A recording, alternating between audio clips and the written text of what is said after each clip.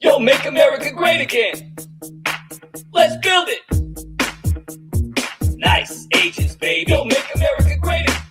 MAGA nice agents, baby. Illegal stop. Cooperate and listen. ICE is here and they'll put you in prison for crossing the border this time. We're charging all the illegals while the liberals whine. Will they ever stop?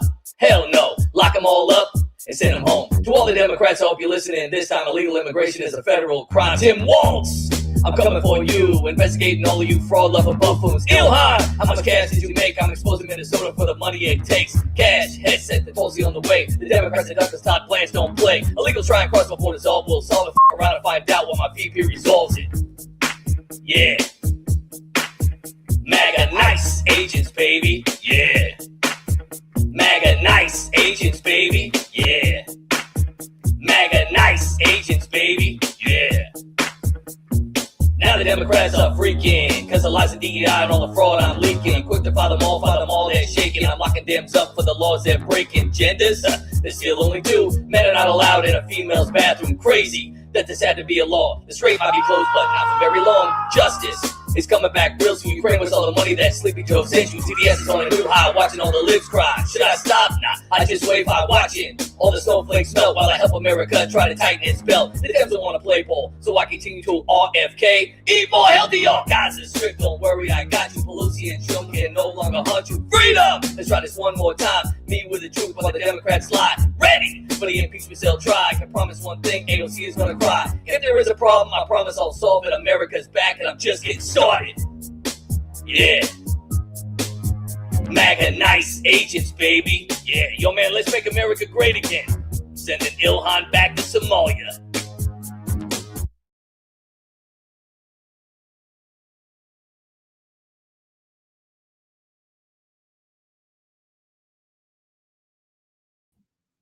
Good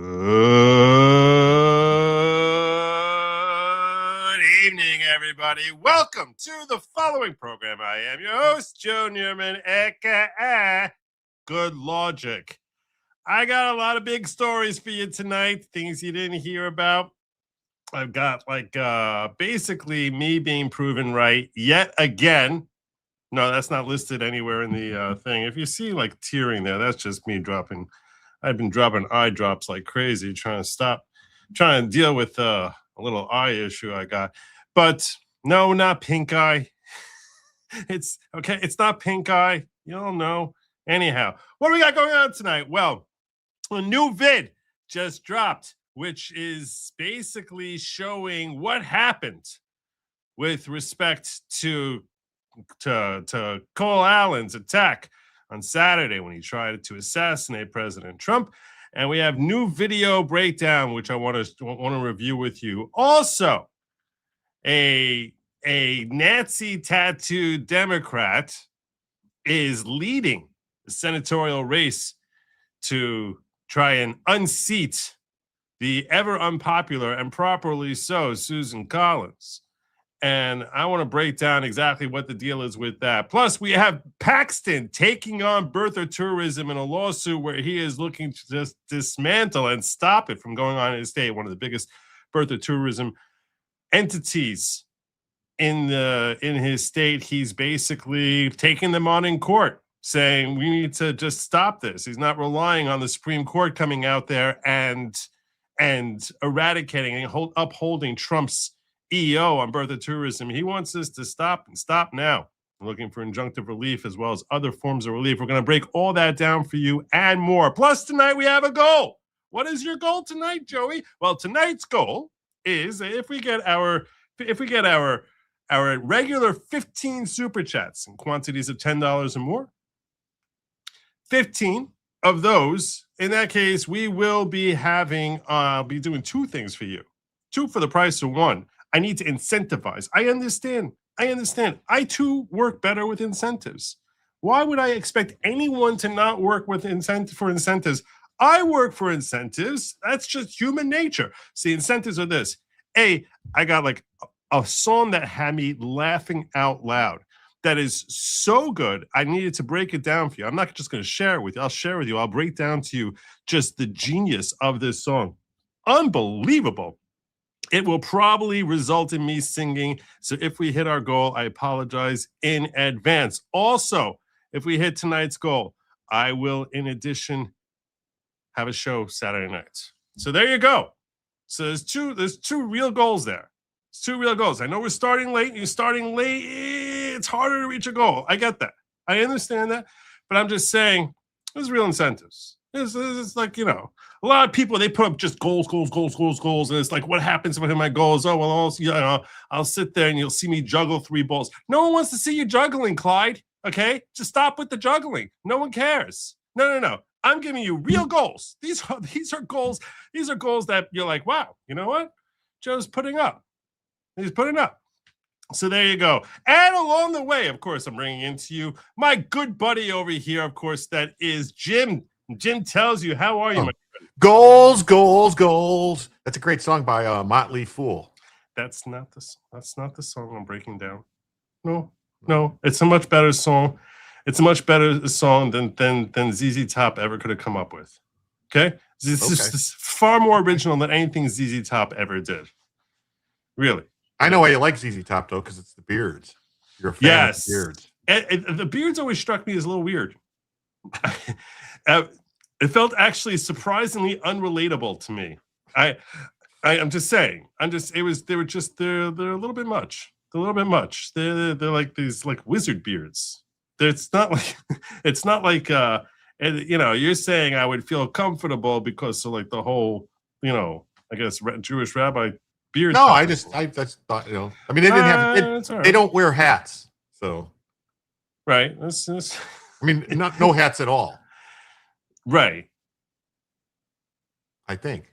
Maybe they do wear hats. I think they do wear hats. Like cowboy hats or baseball hats or something? They wear something. I think they wear something. They only wear sunglasses at night.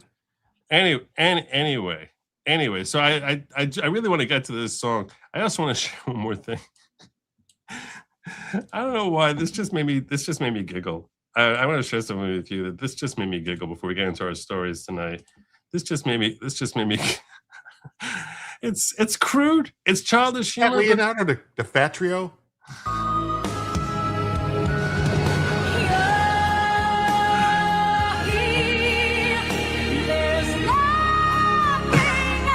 The boat going down. The real reason Titanic sunk. Right there. So I don't know why. It's just like a little clip that just made me like, I was like, this is childish, but it's funny. It's funny.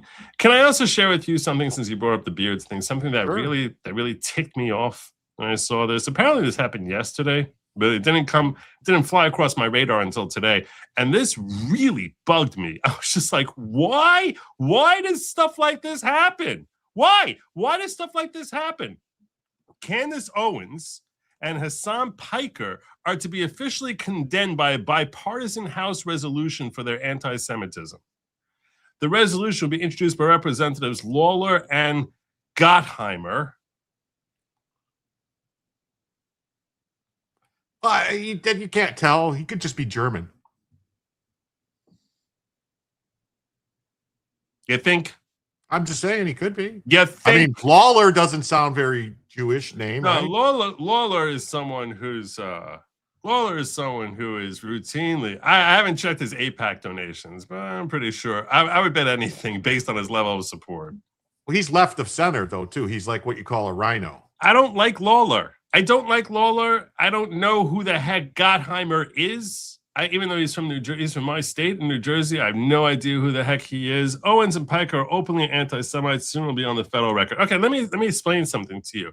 Are they openly anti-Semites? In my personal opinion, 1,000%. Yes. Is this resolution make any sense? No. I don't need you to call out the anti-Semites. I don't need you. That's not why I put you in Congress. I didn't put you in Congress. If they were in Congress, if these were Congress people, like if they wanted to do this about Ilhan Omar or Rashid Khalid, that would be one thing because they shouldn't be doing this to U.S. citizens, which I don't know is. Why? Is Piker a citizen? I don't know. There's a good question. Why are we doing this? But this just seems like it's just adding fuel to the fire. All it does is basically make it sound as if Jews control Congress. That's all this looks like. That's all this looks like. Why would you be? It's like literally, this creates more anti-Semitism than Candace Owens and Hassan Piker put together. This resolution creates more anti-Semitism than you take every statement, everything that has ever been said by Candace Owens and Hassan Piker. This resolution creates more anti-Semitism than any. Why are you doing this idiocy?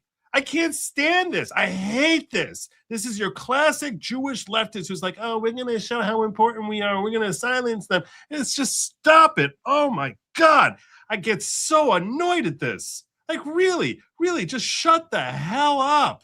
It's like, oh, we're going to call attention to the anti-Semites. That's really going to clamp it down. Oh, what is it? What is possibly achieved? If you had every person in Congress signing off on this, which you won't, and you shouldn't. If I was in Congress, I'm telling you now, not that that will ever happen, but if I were in Congress, I would get up there screaming from the rooftops about how this is the stupidest thing, and I would be wearing my little hat there proudly, saying you're all a bunch of idiots, childish idiots, fools.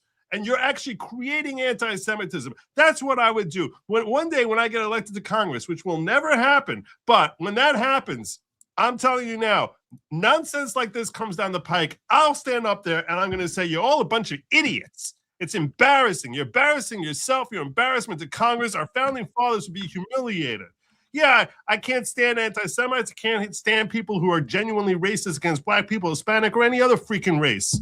Okay? I don't like racists. Racists suck. Racists are terrible. But the only thing worse than that is Congress getting up here, calling attention to, hey, that guy's a racist. That woman doesn't like Jews. What's wrong with you? What is wrong with you? Bunch of stupid children. Can't stand it. Can't stand it. Yes, I know. Brian Harpole, this is an interesting point. Brian Harpole sued Candace Owens today for defamation. I actually have a copy of the lawsuit. It's 69 pages. I thought about going, in case you don't know who Brian Harpole is, he was security covering the event where Charlie Kirk got killed. And there are many statements that Candace made basically attacking him for his what she alleges is his negligence or willful negligence or whatever. Some terrible statements she's made about him, and he's suing her for defamation. You had thoughts?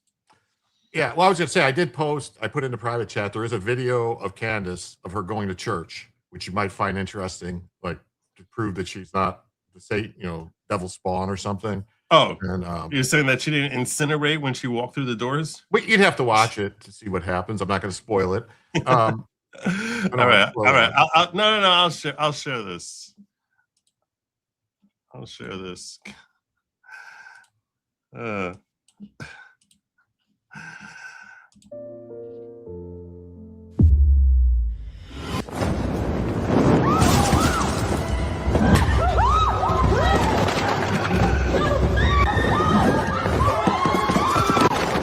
I knew it!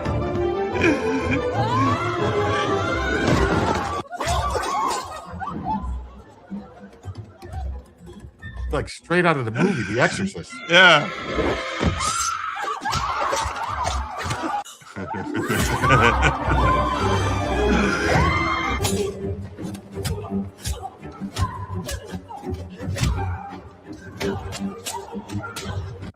Needs to stab the beast in the heart and then cut off the head. And I want to be 1,000% clear. I'm not saying anyone should do that to real life Candace. In video games. Right. I definitely, I'm not joking at all. I don't want anyone to actually harm Candace Owens.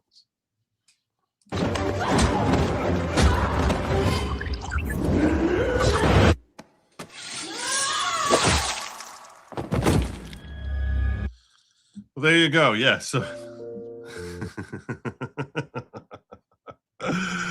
the only thing that was worse than that, Joe, was the SPLC's new fundraising videos. The SPLC's new fundraising. Yeah, it's bad. All right. Well, I mean, but since they're supporting Plattner for governor, I'm pretty sure that's why they put this video out.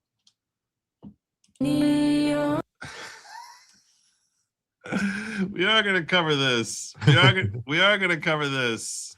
Maybe we'll save this. Save it for when you go over Plattner. Let's save it for when we get to Plattner. Yeah, I think that'll be appropriate when we start talking about Mr. Graham Plattner. Anyway, yeah. So in case anyone misunderstood, what I was trying to say about this ridiculous House resolution, Yeah, I'm not a fan. I don't like it. It's not something I would do or support. So I hope that was clear. I hope that was clear. Nana Rose, Cornyn's campaign is slinging all the money can make up at Paxton. What a loser. I don't think he's got a chance. I think he's drowning. I think his career is drowning, to be clear. Kelly, thank you so much for the super chat. Much obliged to you as always. Kimmy, does this have Congress violating 1A? I don't think it's violating 1A. I don't think so. I mean, it's just a resolution. If it was some kind of law, then it would be what's known as damn it. My brain just went completely a bill of attainder. If it was some kind of law, it's just a resolution. So I don't think it could be called a bill of attainder, right? A bill of attainder is when you write a law about a particular individual. Right. Yeah. So yeah, I don't think it is. I don't think it is. But Congress should never be singling out citizens for a review. It's so stupid. It's so dumb, and it's not just doesn't help. It actually results in the exact opposite of what your objective is. So whichever Jews were motivating Lawler and Gottheimer to like do this nonsense, basically should have they should be stripped of any influence in Congress because they're just the walking disasters. Like everything that Democrats do, and this is the most Democrat thing in the world, everything they do has literally the opposite impact of what you would believe its objective is supposed to be. Can a house condemn my local middle school for taking away flesh-colored crayons from the crayon box?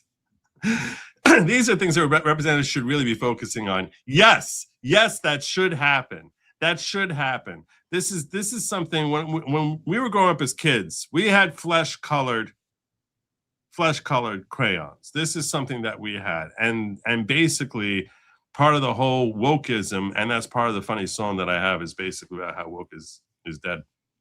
Really funny song. If we hit our goal, which we're off to a flying start so far, I'm not going to kid you. But yeah, it's something that I agree with JH completely. We should be focusing on this. I want my flesh-colored crayons back. I do. But it's not sensitive. I do want to alert Rumble, the ghetto, that for one reason or another, no matter how I try, I don't see chat. I don't see their chat. I don't see their chat. Did you never set up the API for the chat in Rumble? I don't know. There's a special thing. Okay, I'll explain it to you. Tomorrow, I know you walked me through it. No, but you did it with me once before. Where I can specific thing for no, I'm not talking about Rumble chats. Rants. I'm talking about you should see them like you should see Rumble chats in your in your StreamYard on the right. It should be showing up. I'm seeing them. Wait, no, I'm not seeing that, but I don't get to see the super chats. I don't get no, to see the rants. You need the rant stats. You want me to pull it up for you? If rants come in and you can just sort of like share them with me in the private chat, that'd be awesome, because I feel like left out.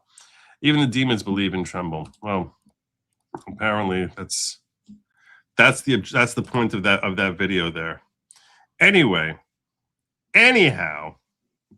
I also want to talk with you a little bit about what's going on with respect to implementation of the yesterday's Louisiana versus Calais. You covered that, I'm sure, on your channel, right? Oh, yeah. You're going to talk about the ruling that came out today?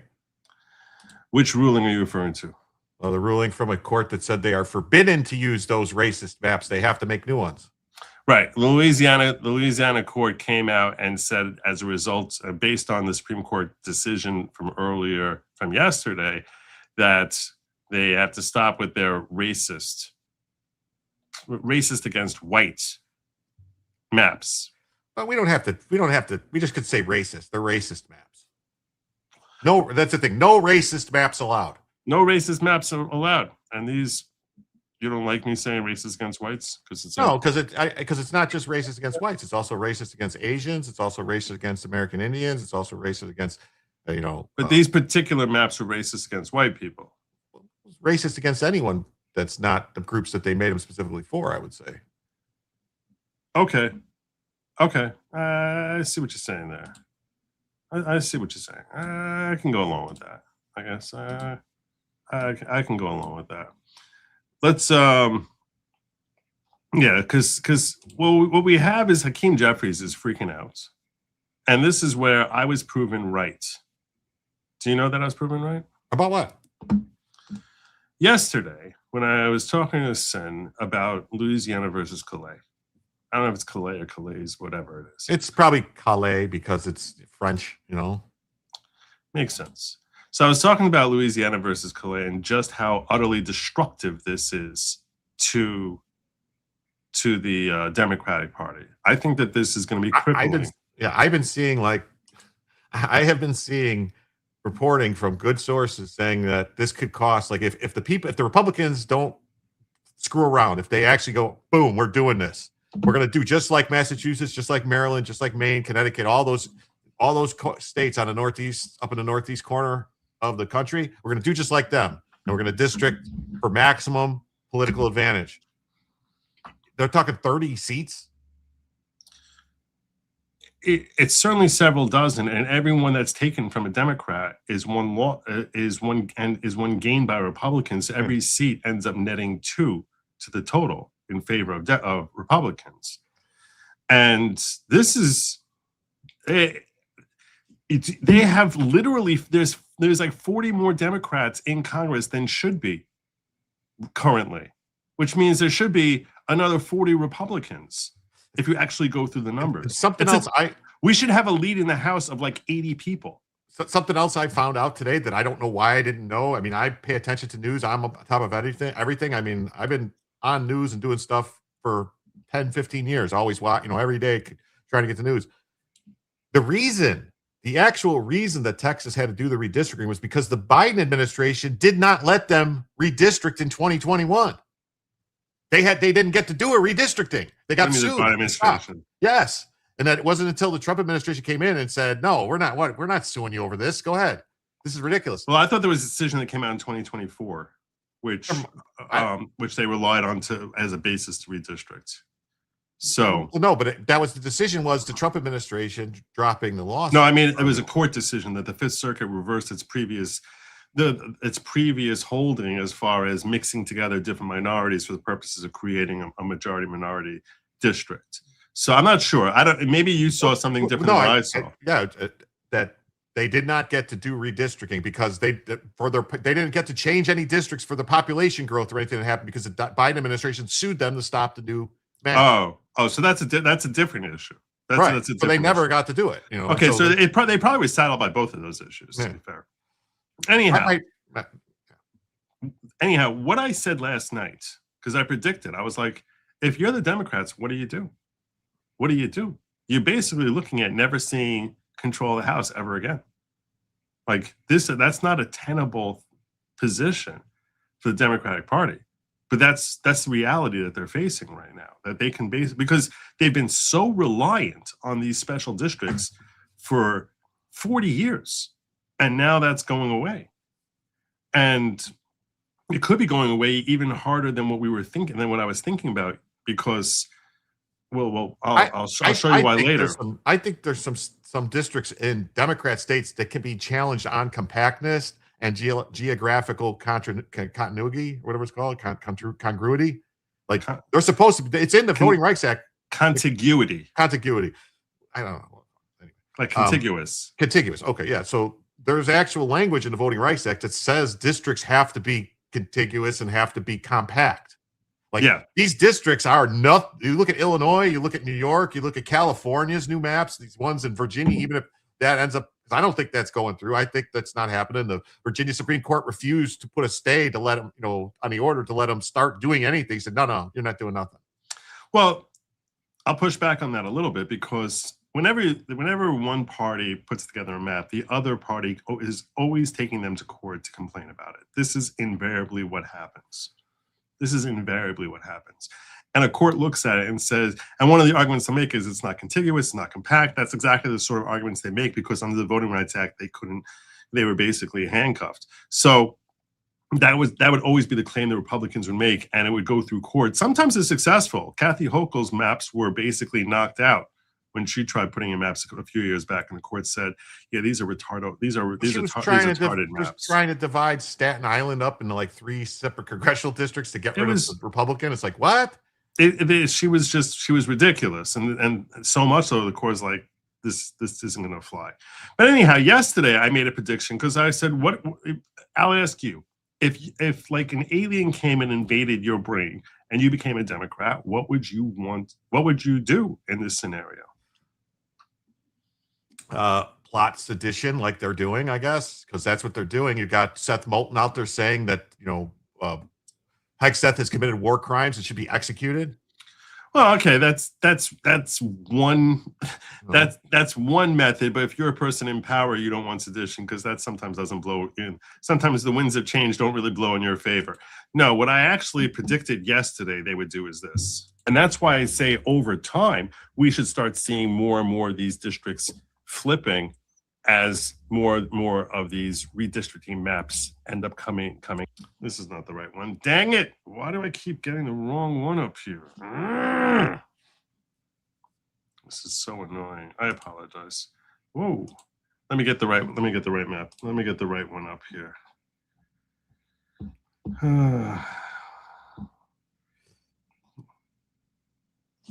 Where are you? I'll pull it up from StreamYard because that's where I'll get it easiest, I think.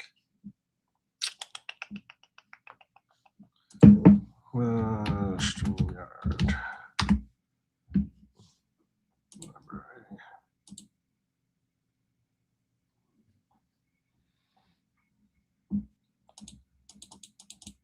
What did I have a wild episode earlier?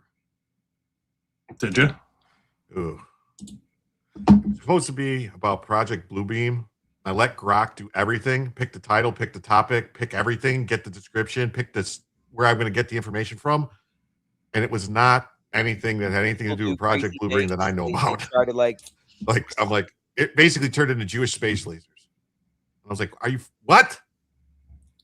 What? That's funny. It is. It was like you can't trust Grok. This was me last night.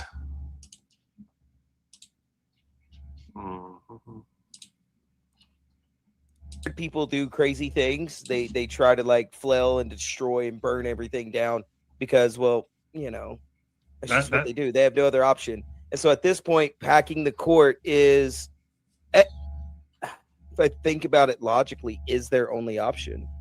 That's what I predicted. That's what I think we should foresee happening over the next. They won't be able to do it without the House. Years is that not this true. Court is going to be. Yeah, no. There's the Judiciary Act of 1896 that sets the number at 9. So you can.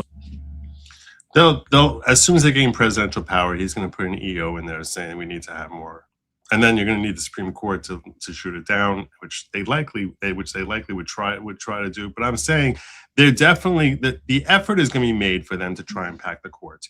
That's what we should anticipate them doing.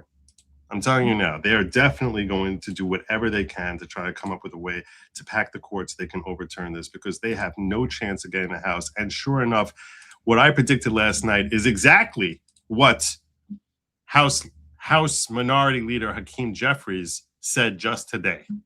In the new Congress, we're going to have to do something about this Supreme Court. And let me be very clear. Everything is on the table. Wait, everything is on the table? He wants to execute him? He's talking about packing the court. Oh, okay. That's what you say everything. I'm like, everything? Everything. Deal with this corrupt MAGA majority that is issuing political opinions that are designed to bolster the prospects of the Republican Party, and we will not allow them to succeed. Heard my dogs there in the background. They agree. Leader Jeffries, thanks as always. Appreciate you. Thanks much. In the new Yes, so that's. I don't understand why this is the case anyway. I mean, so they're basically saying that white Democrats won't vote for a black guy because white Republicans vote for black people all the time. My representative is Byron Donalds, and I gladly voted for him, and I'll vote for him for governor, and I have no problem with it. I mean, It's always about Democrat power. They'll whatever it is. That's what they're claiming. Yeah, that's what I mean. That's what they're going to make. Whatever claim they think will resonate with the morons in their group. So, yeah, that's essentially what he's saying. A black woman ran as a Republican for the governorship of South Carolina, or Virginia. I'm sorry, Virginia, and they elected a white woman instead. So they're clearly the racist. The Democrats wouldn't vote for a black person. Apparently. That's the only thing I could take from it. Is Ron DeSantis racist if he's mocking Hakeem Jeffries? No. Doing no, he'd be racist if he didn't. You treat everybody equally. This is him imitating Hakeem Jeffries. We gonna do maximum warfare against Republicans. Okay, that might have been a little. Republicans, you F around, you gonna find out all this stuff. And you know what I said was, listen, and he's like, oh, if you do the redistricting, we're gonna take out all your members, we're gonna do all this stuff. And what I said was, go ahead, make my day. You don't think we're gonna? You want to come down here and spend money in Florida? Roll the dice and take your chances, but don't. Very quiet. I know. I don't know how to get boosted on Brave. It's very frustrating to me. They have this. Brave should have the same. You should be able to get it. You just got to search for the. You got to go for plugins. It's the same. They have a plugin store, same as everything. They have a plugin store. Yeah, just like it's a Brave plugin store, just like there's a Google plugin store. But Brave actually uses the same plugins as Google, I think. Should I try getting it right this second? If you want, you could try. Volume boost Plugin.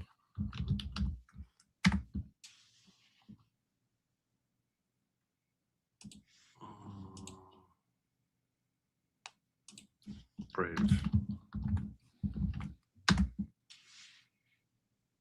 I think it's called like Volume Master is the best one. Volume Master? Yeah.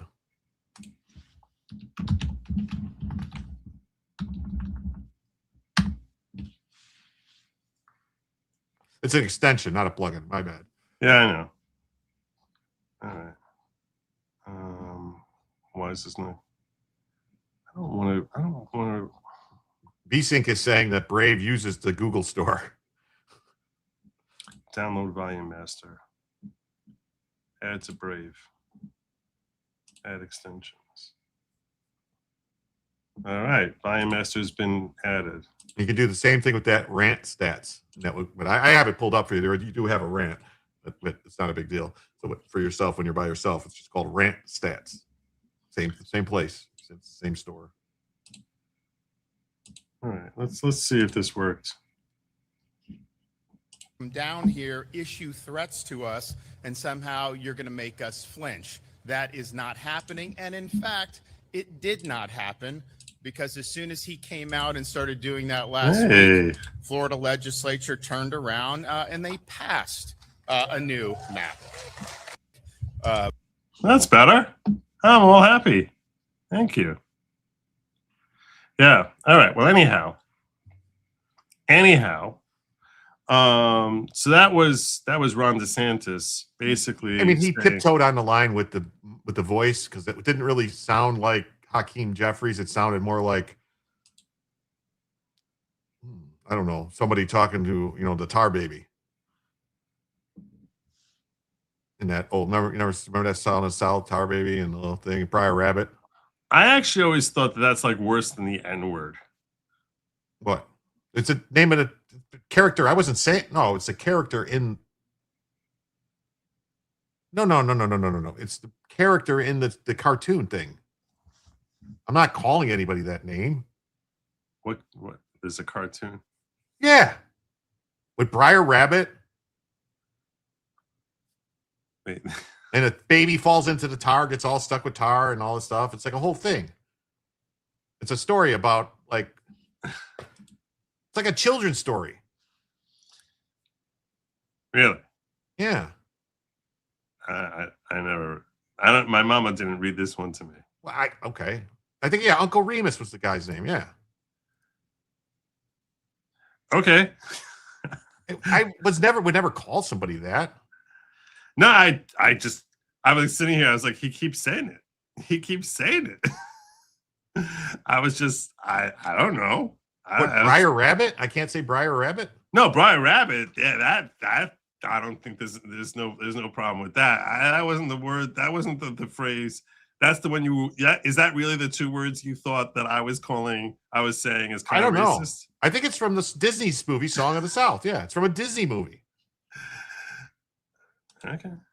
I know I didn't just imagine that. Like,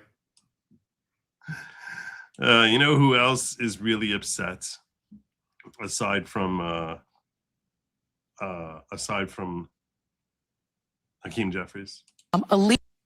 Do you know who else is really not happy? Well, I would imagine Debbie Wasserman Schultz ain't happy. She ain't happy. Florida. But. Yeah, she's not happy, but she was going to lose her. She was going to lose her seat no matter what. No. What we're talking about, the person who's really upset, the person who's really now discriminated against, the person who's facing more oppressions than anyone in society. The most oppressed person on the planet is obviously Sonny Hostin. Oh yes.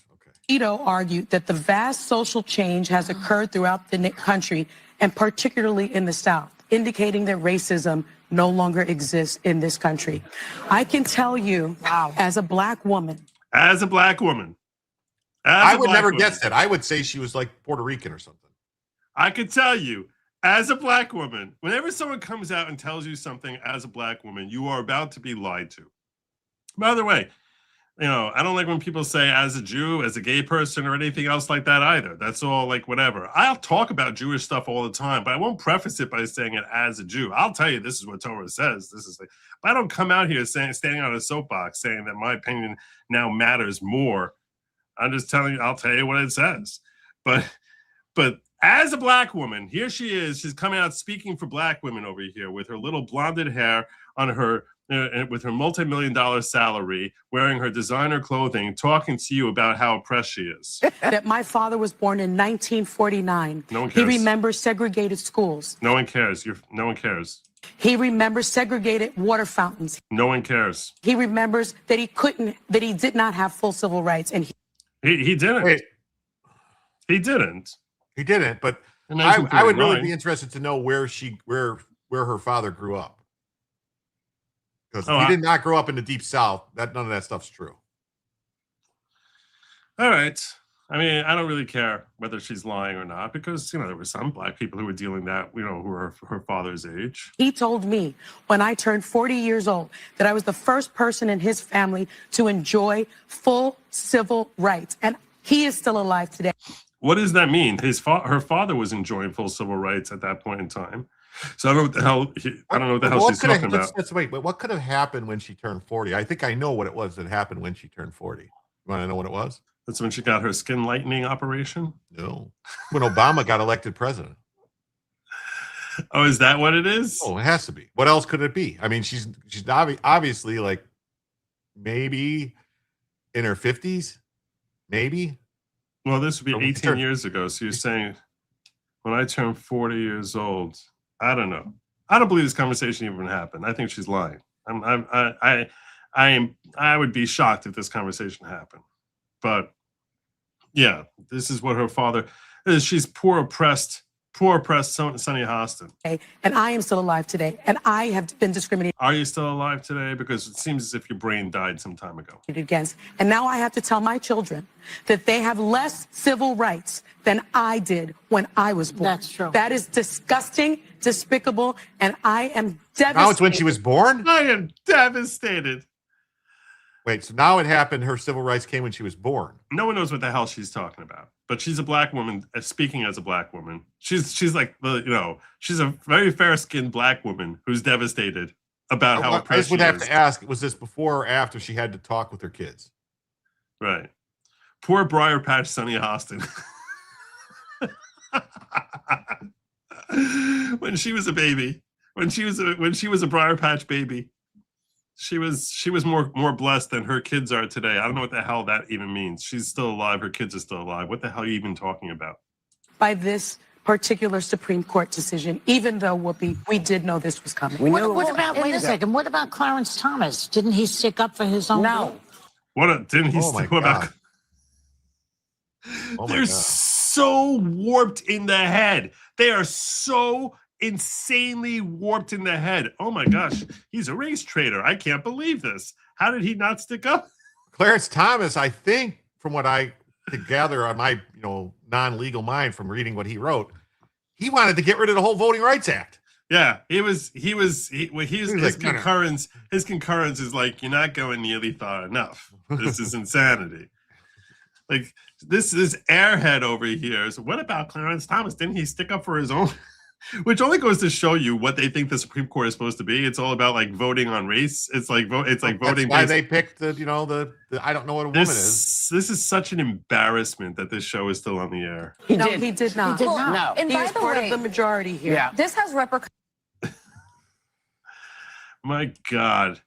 It's like this is what society is tuning into. How it is that they're still on the air. It's just astonishing to me. It's really astonishing. But poor oppressed Sonny Hostin is having a very, very rough day.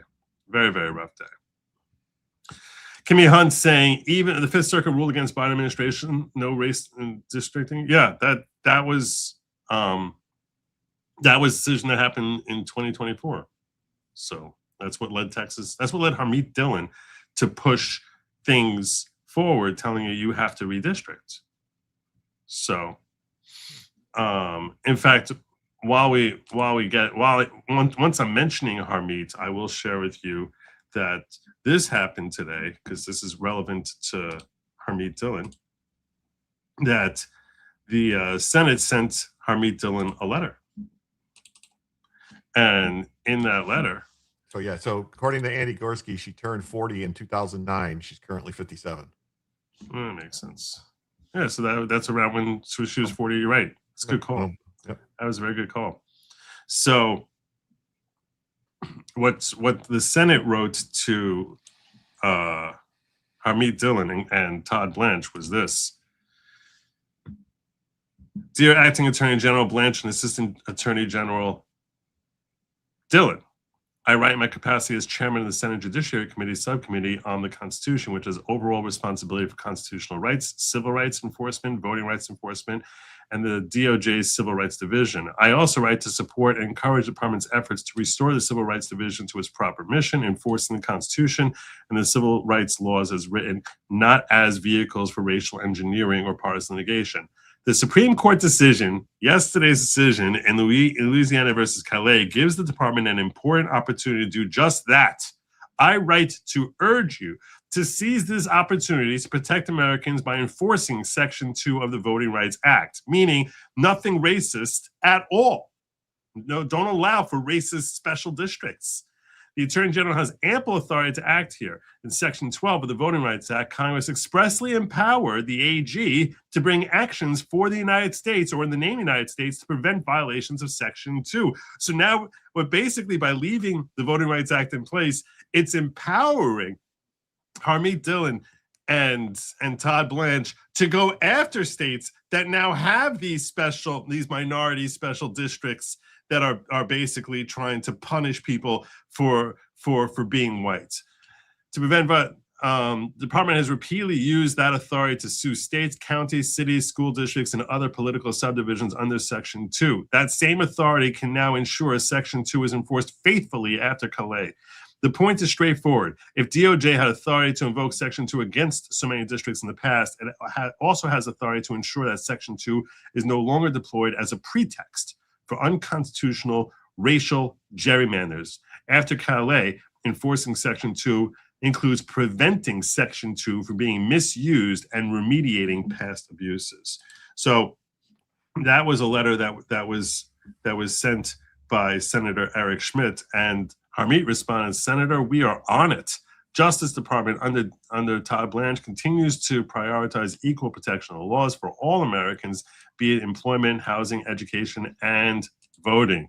So we should anticipate that this DOJ is going to very aggressively go after states that are not actively trying to remedy the flaws that they have voting districts, in that they are still employing these racially based special districts, because racially based special districts are illegal. So I'm still bothered by Sonny Hostin. Like, who did this to her father?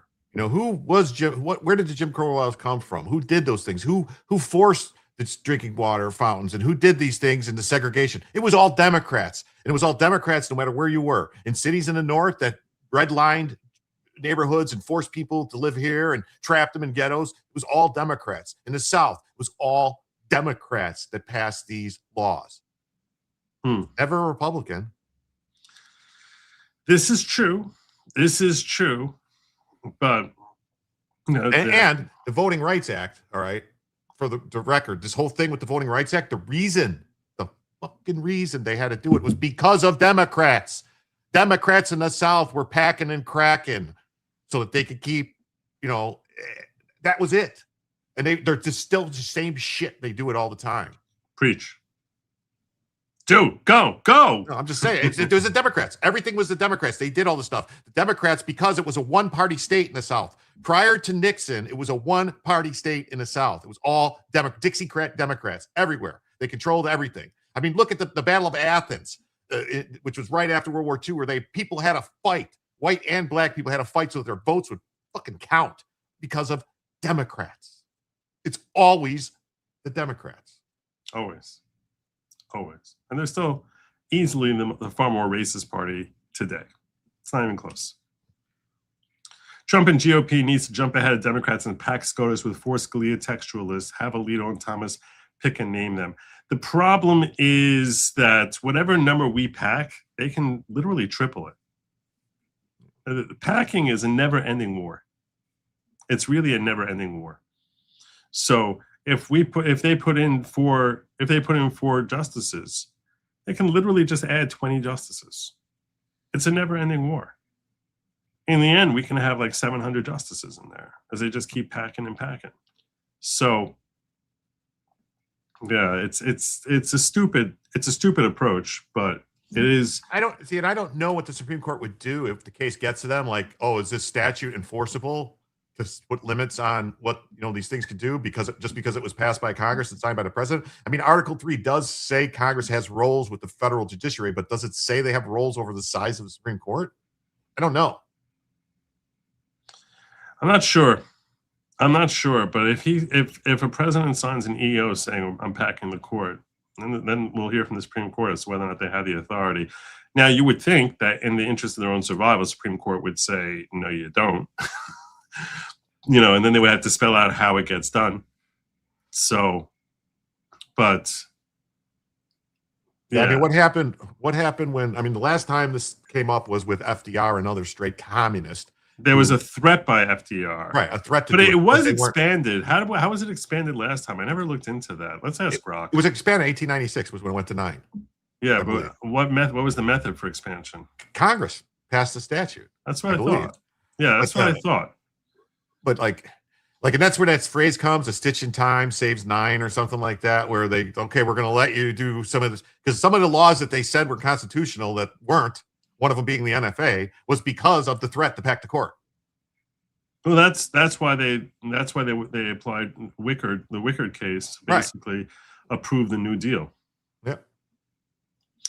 By the way, I've recently been reviewing the miniseries House of Cards just because I need to be on top of pop culture. And I'm in the middle of going through this series. You're on top of something, but it's about 10 years behind. I was being a little facetious. Oh, okay. I thought you were being 100%. Like I was going to start that new show, Mad Men. I don't know. Yeah, I want to get to that hot new Sopranos thing. Yeah. So, so I started going through House of Cards, and I couldn't even believe, which the main character is Frank Underwood, who's played by Kevin Spacey, and his wife Claire Underwood, played by Robin Wright of the Princess Bride fame, the main character from Princess Bride. I just remember her from, she was Sean Penn's wife for a minute. Was she really? Yeah, that's wild. It was Robin Wright Penn. Yeah. I didn't even know that. I was astonished by some of the stuff just like how it's so clearly written by Democrats, because they actually have him as a Democrat president being interviewed by actual real TV hosts for certain things that they clearly, paid TV hosts. And Stephen Colbert in one segment is going hard mocking a Democrat president. And I was just like, this is so stupid. I can't even for a second imagine a scenario where Stephen Colbert would be, ranking on a Democrat president. That it's so. Was it it's the Colbert so show, or was it because the Colbert show he was pretending to be right wing? Supposedly. Yeah, but even pretending to be right wing, he wouldn't be like lacing into a Democrat president to his face. That would never, ever, ever happen. There's so many moments like that where I'm just like, this is so not. This is so ridiculous. Some of the drama is good, but some of it is just. Anyhow, I want to finish up with this whole election thing. And this redistricting. And before we close out this story here, I want to share with you Scott Jennings talking about our election integrity potentially being remedied, at least in one state, which is in the state of Oregon.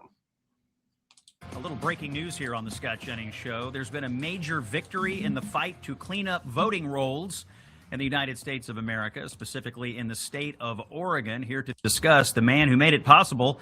His name is Tom Fitton. He's the president of Judicial Watch. Tom, thanks for joining us. Tell us, we spoke about this a couple of months ago. You were fighting to get all of these fraudulent names off the voting rolls in Oregon.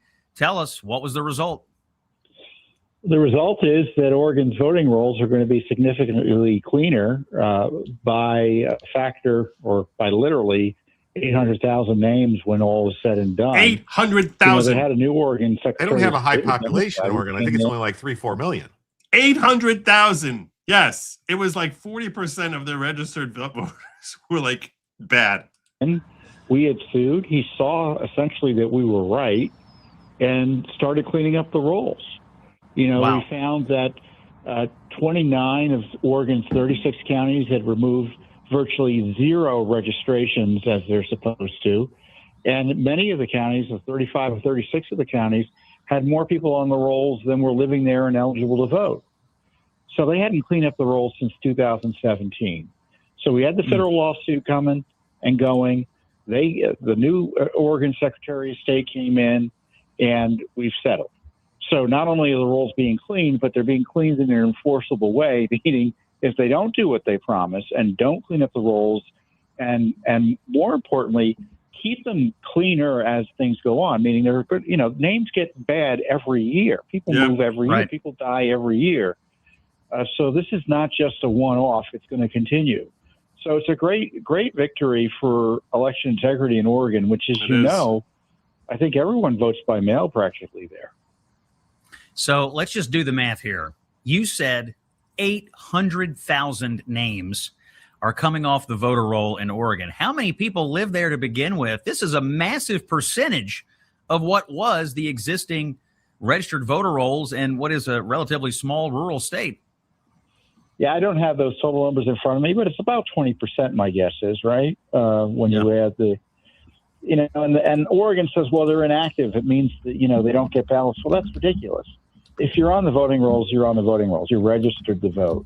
And it's a pool of dirty names from which fraudsters can draw, which is why federal law requires you to take reasonable steps to clean up the rolls. The rolls are never going to be perfect, right? Because it changes daily. But you got to take these reasonable steps, and not cleaning them in 10 years is not reasonable. There are. I'm pulling this up now just so you can have it here. According to the state of Oregon, there is a total of 3 million registered voters. 3 million registered voters. 800,000 of them are fake. It's like a third of. Holy crap! They're mail all mail, and they were just mailing those ballots out. Yeah. They haven't had a fair election in forever. It's ridiculous. It's ridiculous. And Oregon admitted as much in settling this case. Tom Fitton is the president of Judicial Watch. It looks like there's about maybe 4.27, 4.28 million people in Oregon. So you think about 800,000 names coming off the voter roll. That is a massive, massive chunk. Final question, Tom. You've been working on Oregon. What other states are in your sights right now for getting the voter rolls cleaned up? Well, Illinois, we have an active lawsuit there. California, we've been active, and we'll have another active lawsuit, you can be sure. And we just got notice from Colorado, 372,000 names cleaned up, thanks to another settlement with that state in our lawsuit. So now nationally, we're at 6 million names cleaned up by Judicial Watch's lawsuits and legal actions. That's amazing.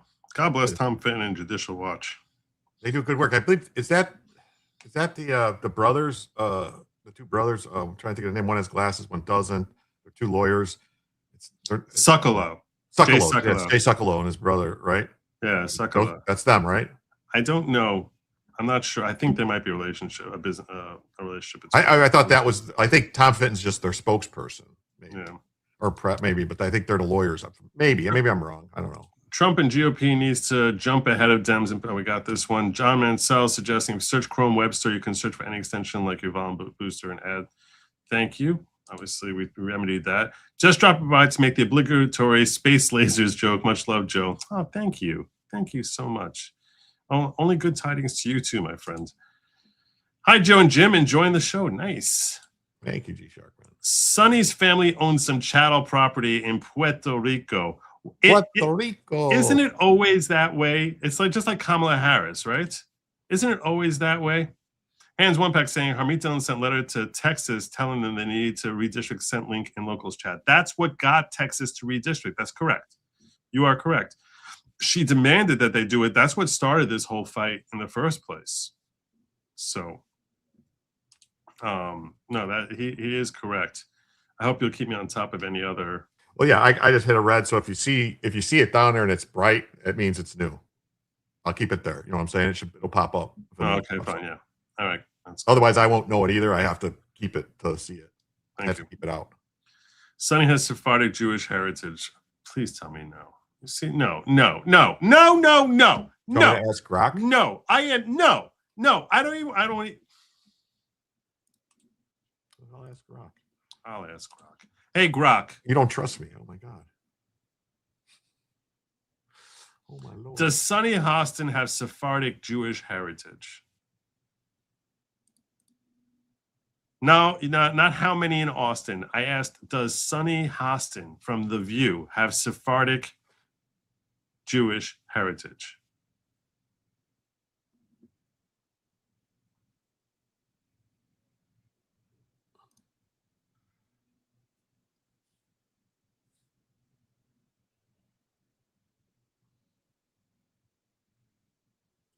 I don't hear anything.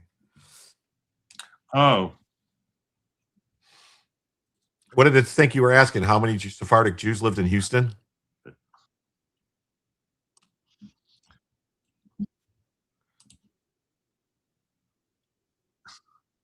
Probably a few hundred at most with that heritage. No exact count exists. It's that small. It thought I was asking how many in Austin have Sephardic Jewish heritage, and then it thought that I was.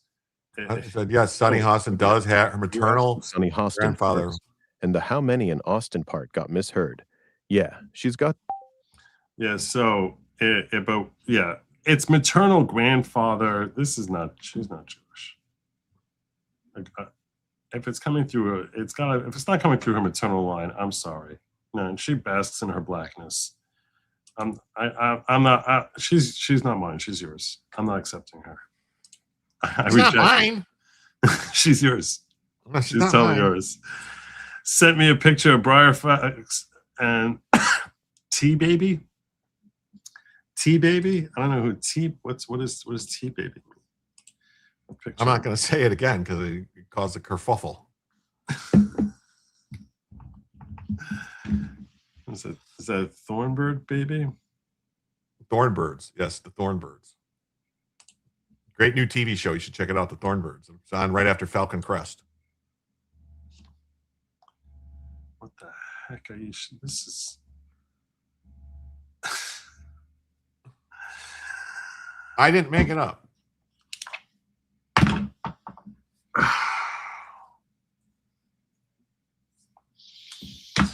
It was a doll, okay, that they covered in tar, and because someone, I think Uncle Remus or somebody, wanted to catch the rabbit, and so if you touched it, you got stuck to it. And that's how they caught you. It was like a trap.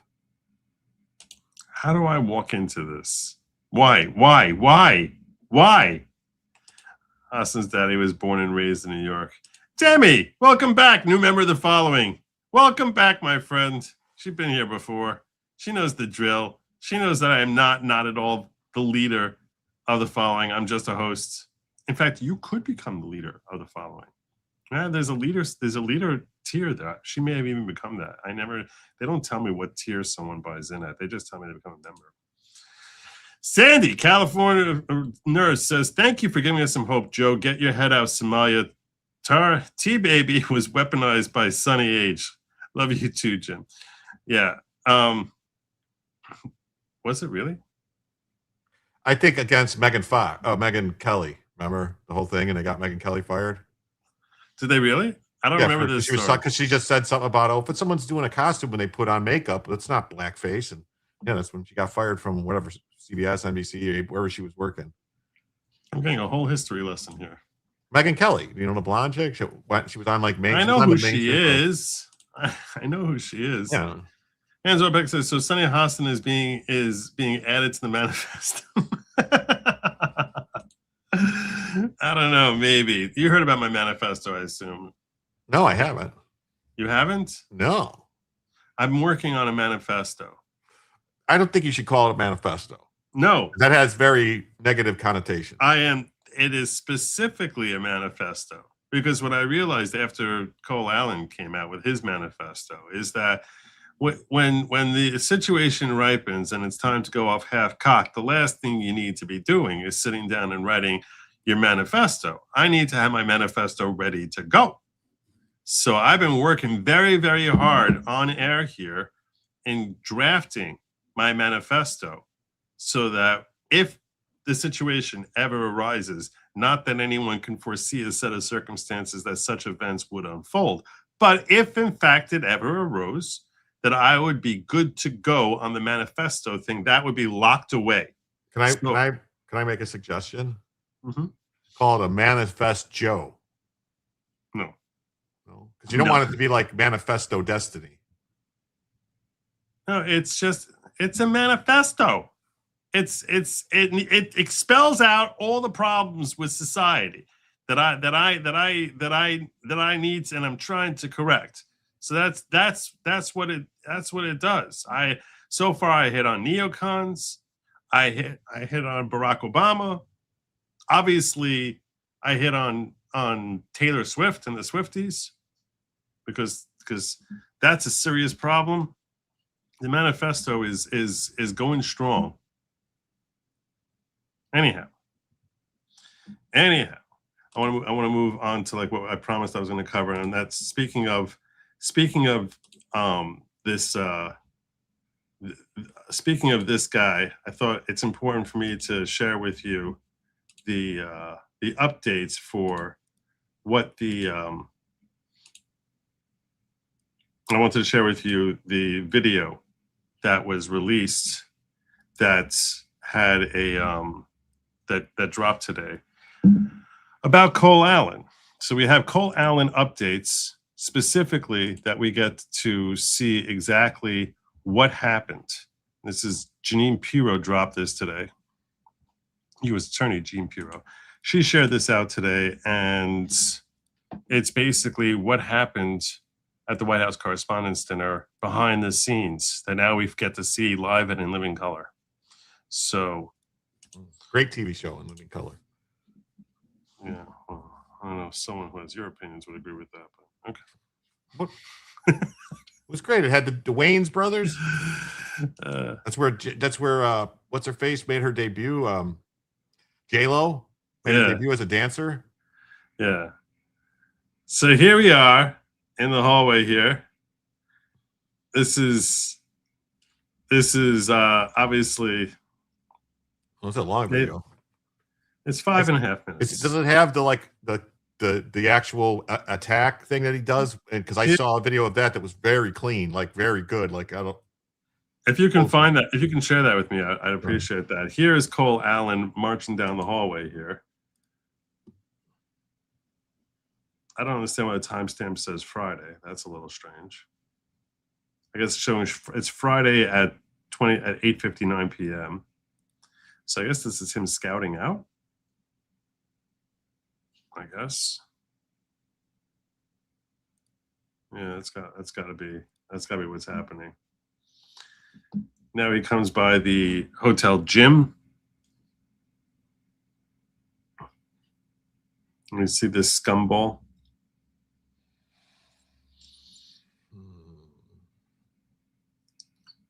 We're going to play this a little faster so we can, because nothing much is happening here. Making a little chit chat.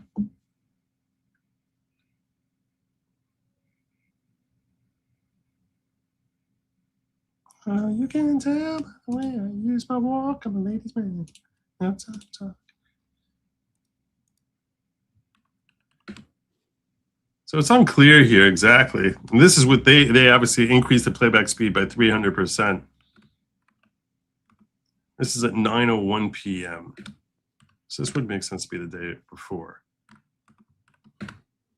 Because I think the attack happened at like 8:30 p.m. Saturday.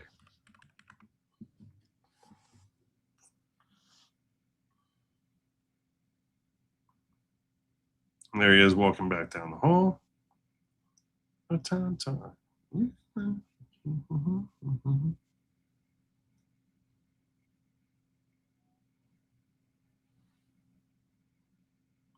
Approximately 3 minutes pass. Let's see, it's now 9:06 p.m.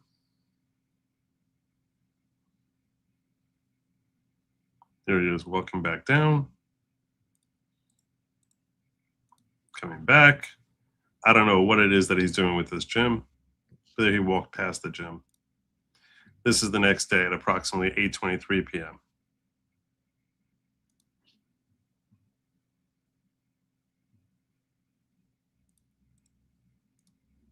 I guess that's just video they have him. Here he is with his little trench coat. I wonder if they're going to show all this other video. I'll slow it down now because we're getting close to action time. It's actually quite telling. Like, this is better video. There was a dog, like a explosives dog, right there at the door that he goes into. The guy with the dog's going at the door, and then all of a sudden the guy comes running out right past the guy and the dog with the gun. Yeah. It's amazing. It's like, what? You'll see. Yeah, it's crazy. You'll see. But you couldn't see that in the original first video they put out. You couldn't see anything going on over there. It looked like just a blur. Right. So I think we saw this in black and white on the night of the shooting. There he goes in the back there. That was him walking by. There's the dog right there. See the dog's going after him. Yeah. Oh, interesting. And they pull the dog away. That's really interesting. And there he comes. Just run on through. Just run on through. The guy's holding the dog back. He should have let the dog go. Yeah.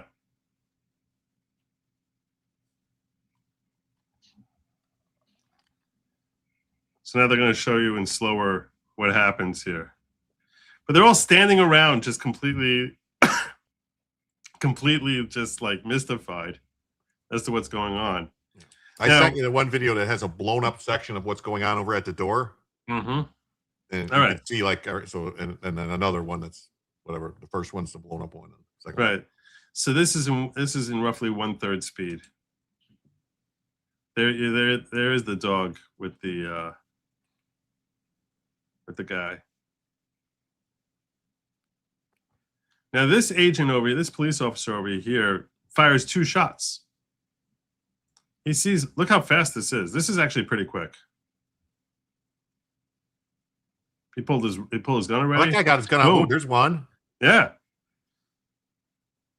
You think we're getting in trouble? There is.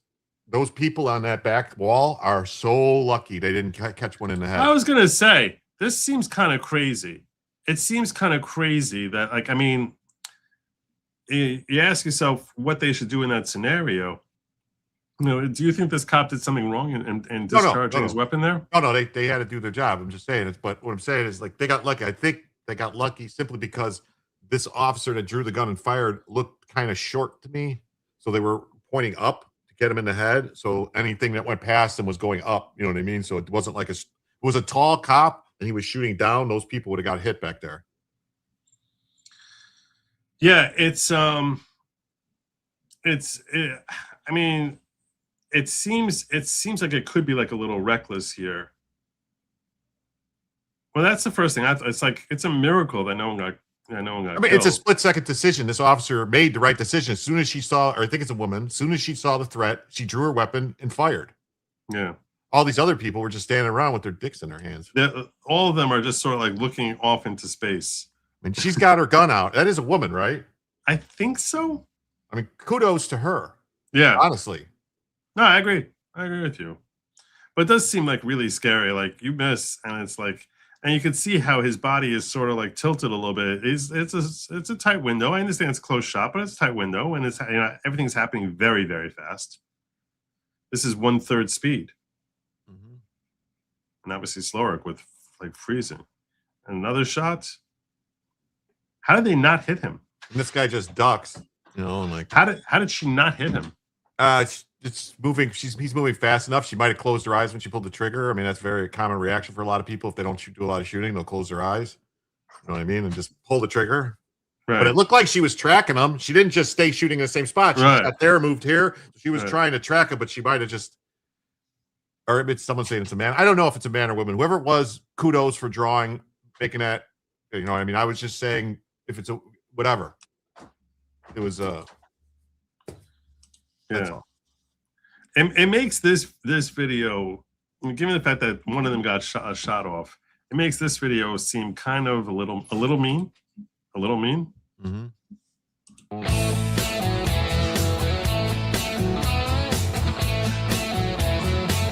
He's running in the background. He's running in the background as they're like busy like dancing and line dancing there. It's pretty funny. It's funny, but it's mean. It's funny, but it's mean. Yes. Anyhow,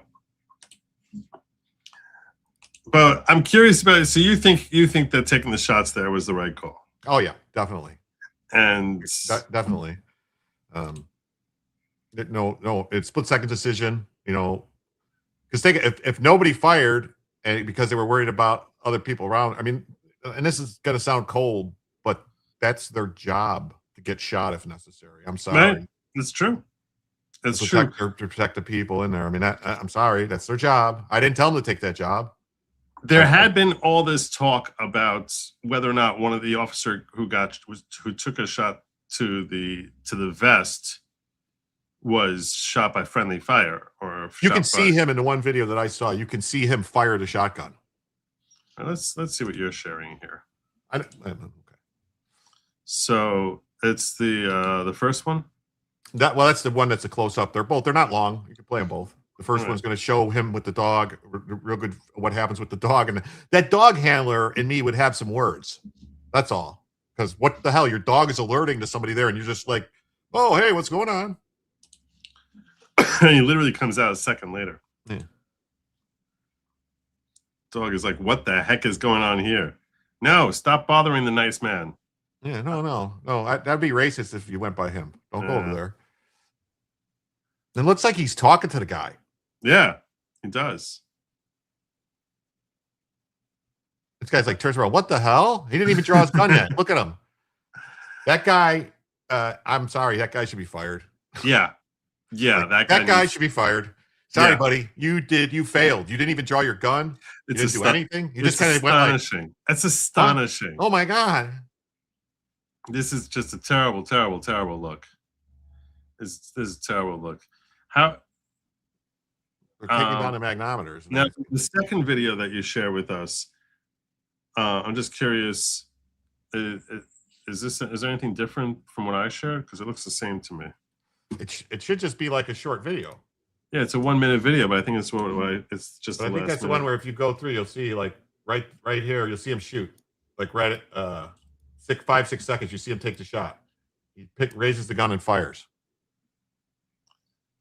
Like right at like 5-6 seconds, he raises the gun and fires. I'm really nervous about what YouTube's going to do to me for sharing this video. It's newsworthy, but right as he comes through, he fires. Right. So. Yeah. I think he saw the person pointing the gun at him and so raised and fired. Yeah. So at least, yeah, I appreciate that, you know, would you rather have the firing cop or the one who's walking that dog and basically it's like, oh, nothing to see here? Well, we had a bunch of those walking the dog cops at Butler. Yeah, apparently. Although at Butler, someone took him out ultimately, but late. Yes, I agree with you. But I mean, he should have never got on the roof. And once he was on the roof, he should have been immediately taken out on the roof. There should have been always somebody with eyes on those roofs. I mean, that's like basic stuff, man. You would think. You would think. So, to me, I think that this is. I don't think that this. I think the cops could have looked worse. The cop who's taking the shot there is like sort of saves them from looking like utterly incompetent. I mean, the reality is everything's happening so snap fast. It's very easy Monday morning quarterback to just sort of yell at the cops like, you know, what's going on? What are you doing here? You have 9 cops and you're all sitting around basically picking your nose. Well, that's the thing. If a cop makes a split-second decision to do something and he makes a mistake, you give him a pass for that. But if a cop panics or freezes and doesn't do anything, that's not somebody you can have in that position. True. You know, you can't have a pilot that freezes up in a problem, or someone, a boat captain, or any. You can't have a person that's responsible for other people's lives that freezes when they're under pressure. Yeah, Night Mode Cyclist is saying, "How can it look worse? This is about as worse as you can get."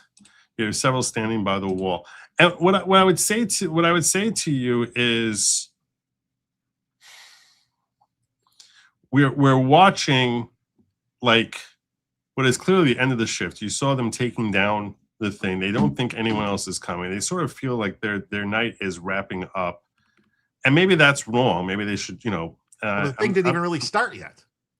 Right. I guess they're looking at it that the majority of people had arrived already, and yeah, it's they don't look great. That's why you have memes mocking them that they're line dancing while a guy is walking is you know, skirting on through there. But I'm saying at least one of them was alert enough to like bam bam in like half a second draw their weapon and fire. Like that was really that one cop impressed me, even though they missed, but they impressed me that they were that alert, because you saw in real time just how fast things happen. So I mean, the question I have is, the only area that a threat could have came from was the direction of the metal detectors. You know what I mean? Yeah. That's the only place that any danger could have come from. Every one of them should have been looking in that direction. Yeah. No, it's true. It's true.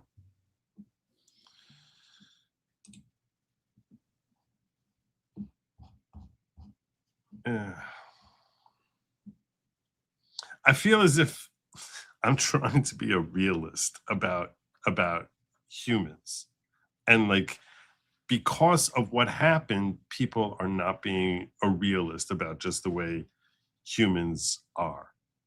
That there's sort of like a moment of like settling down and like just sort of caught unawares.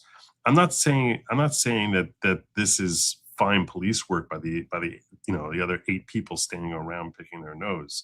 And like, I'm simply saying, I don't know that I would call it a fireable offense. That you know, should be reassigned. They shouldn't be on protection details anymore.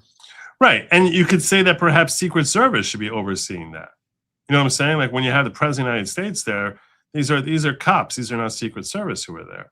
And what I'm saying is that perhaps those Secret are like Service, regular cops. They should never be on a protection detail again. They should never be assigned to any type of security. Right. And I would say that, you know, that would make sense. You want to tell me that this is evidence that you can't rely on cops to be handling people, you know, to be handling the gate at somewhere where the president is attending. Okay, that I'm totally in agreement with. What I'm saying is, I don't have that much confidence, and this is, I'm not trying to indict any particular individual police officer, but I don't have that much confidence that they have nearly the same focus and attention that I would demand of Secret Service. And that's why, like, if if a bunch of them are sort of lollygagging near the end of the event when things from their end they feel like it's closing down, like I'm not surprised by that. And I would, I'm not saying that's a fireable offense. In contrast, the guy who's got the dog, I think that is a fireable offense. I agree with you 100%. That guy should be paid, should be put on leave. I mean, that was if you look at the video, Joe, there are the one who pulled the gun and fired is Secret Service, uniformed Secret Service. The two other people standing to the left of him or her is also uniformed Secret Service. They're wearing a uniform. It says Secret Service Police on it. The guy in the suit is a regular Secret Service agent, like an actual agent, and he stinks. The two people taking down the magnetron or whatever the fuck it's called, the metal detector, they're both uniformed Secret Service, but they might be like technical people or something, like technical people that might not actually be people who, they might just be techs. They might not be cops per se. Like that says Police Secret Service. This does say Police Secret Service. And then the two to the left with the black. Now the ones with the blue on their arms, those are Capitol Police officers. These over here. Yes. So these are Capitol Police officers. This one on the ground is Secret Service. It looks like on the back. Same way you see Secret Service on the one. Right, but like I'm saying is those might not be like off. They might be technical people, like they do like set up the magnetometers and set up other stuff and surveillance equipment, and they might be like techs, not like cops. That's right. All I'm saying. Yeah. Yeah. They might not even have guns. Okay, that's more. Okay, as you're breaking this down, I agree with you. It's more of an indictment. Secret Service should be. They shouldn't be like just sort of, chilling like this. Yeah, this is more of an indictment of their work. I hadn't noticed that it says Secret Service on the. Yeah, the only one person that was looking at the only way people could get in, because the doors there are locked. These doors are locked, but still somebody could try to break the door down. These doors are not locked because people come in. You'll see, like as soon as everything goes in, you see that door is opening there. Look at maybe there's agents outside the door then standing there guarding or something. Yeah. Okay. But after they hear the shots, they come running on in there to see what's going on. So, those doors are not locked. You're saying that they're busy being guarded. They must be guarded on the other side or something. Yeah, people aren't supposed to come in or out there. That might be like one of the escape ways for someone to get out. That might be like one of the exits to get a protectee out.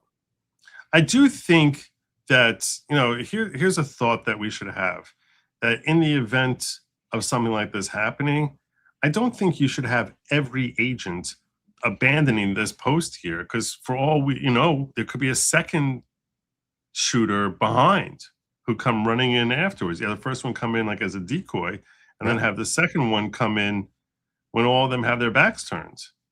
I mean, look how all of them just sort of converge.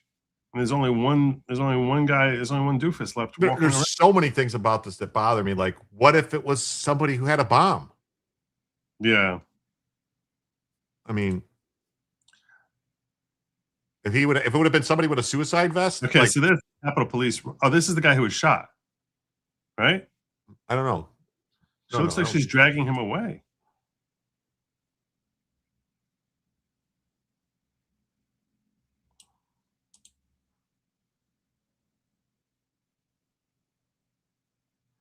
No, I think that guy just freaked out and fell down.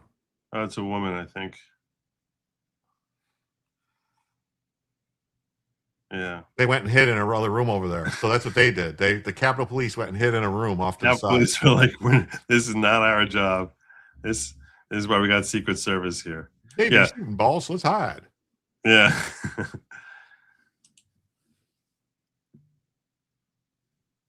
Yeah, this guy had a real struggle getting his gun out. He had a real struggle getting his gun out. This guy should have had like an MP7 or something hanging on a sling under his arm that all he had to do was go like this and pull it up.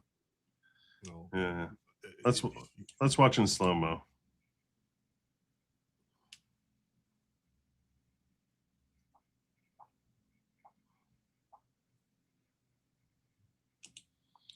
Okay, so far these three are still off in space, right?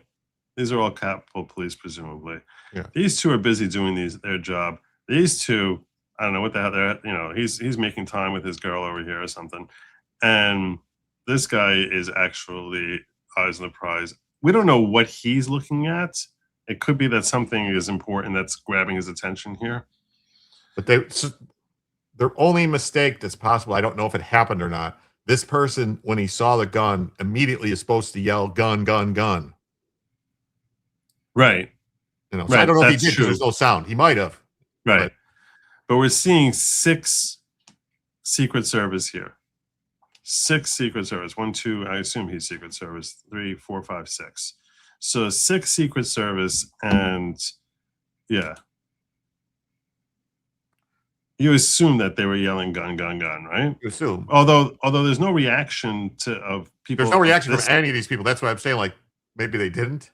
Yeah, he still doesn't seem to know that anything is happening. Which, if he was screaming "gun, gun, gun," they would know that.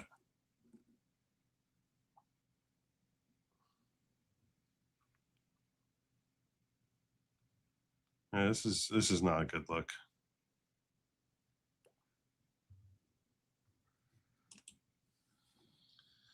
This is not a good look. But then the point I was getting at is everyone's just gone. Like there's no one guarding here anymore. These people are going in. So you got 2 more people here. Everyone there just disappears and you're leaving this guy alone here.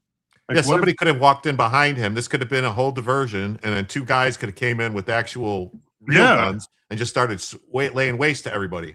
Yeah. Yeah, that's what scares me. It's that the protocols here seem like they might need some sort of better system here in case there actually is a real attack that's coordinated by 3 different people. Yeah. I mean, something that I thought of, and I brought it up on my show when I talked about this. I don't know if I told you about it or not. I think what we might be seeing here is that everything, all this theater, it's theater about. Not, I'm not saying this isn't how. I'm saying it's theater. It's security theater, like going through the TSA at the airport. Take your shoes off. It's to make other people feel safe. It's to make the protectees feel safe. But if somebody wants to do something, they can do it. Yeah. I mean, look at what we've been through so far. You got Butler, you got the guy that jumped over Mar-a-Lago, you got the guy that shot him when he was golfing, you got this, like they got JFK, they took out other, Reagan got shot. So basically, if somebody wants to do it and they're not on the radar, you know what I'm saying? And they can get close enough, they're gonna probably get a shot off. And let's take it to the next situation here, okay? The 3 assassination attempts, as far as we know, were all 3 Americans who we'll call 3 loner crackpots, right? Assuming that you disregard the conspiracy chatter. So, Joe, there was also a guy that tried to get into the White House with a shotgun, and there was also the guy that went to Mar-a-Lago with the shotgun. So you can't ignore those 2. Okay, but my point is that each case here, we're talking about a loner crackpot. But we know Iran wanted him dead. You would imagine that they're a little bit more organized. They're a little bit more, they're able to get a bunch of, it's easy for them, in theory, to assemble a bunch of people. That's the truly frightening thing, Joe. That's the truly frightening thing.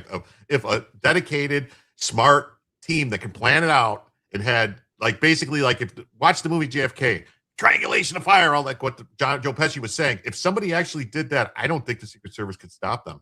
Right? That's how they got Kennedy. Yeah, but when you're looking at this video, we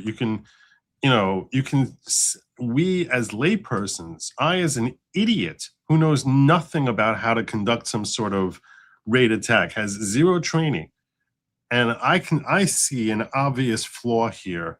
You think Iran can't exploit this? You think that they couldn't send 4 or 5 people in? I mean, when you're at the airport, they have those. I mean, I know it's theater, but at the airport they have those things you have to walk through. The ropes and stuff. The different ropes of the balustrades or whatever they're called. That hold the ropes. Balustrades. Balustrades. So to make people zigzag, so you can watch them. You know what I mean? That's what should have been happening down that hallway. That should have Right. been there for them to get through. And these things should have been off to the side. So the people have to actually, you know what I mean? So I don't know. I mean, sometimes the actual layout doesn't allow for that, you know, but you're right. If they had like a chain thing back and forth there, that it's just sort of set up to, you know, that you have to like either hurdle them, you know, but it makes it much more challenging thing. That would slow the progress of anyone who is coming, people who are trying to get in there. That would be a logical thing to do. This looks like a joke. This looks like something that if there were 5 people here, I think the conversation would be, I think this could have easily been a successful attack. Well, they would have definitely got a bunch of people inside the place. Yeah. You know. Yeah. And then it's a matter of like, you know, can the people who are around him protect him from the attackers? But yeah, this could have been a disaster. This could have been a real disaster. Because this right here, what we see on the screen, this is a bad look for the Secret Service. I mean, it's not like this part over here is too pretty, but just how they all abandoned. There's one dude left. There's one dude who's now watching the door. And Lord knows if there's anyone watching outside here when you saw all the people running in. So if there was another team that was coming in this way, and they all got their backs. They got their backs to the entrance. We would be talking about mass casualties. This is not a good look. I mean, Trump is praising them for the great job that they did, but this is not a good look.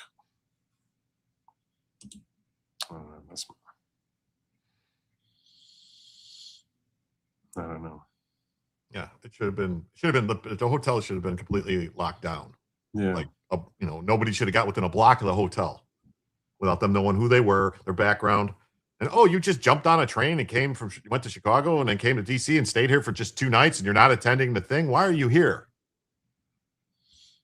Aaron, multiple chapters, not one on Ginos, multiple.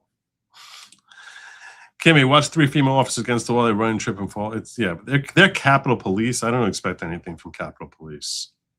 So, Erica responded like a normal human. Dog was amazing. That's true. I agree. People who are critical of Erica, like I said, I'm not a huge fan of Erica Kirk.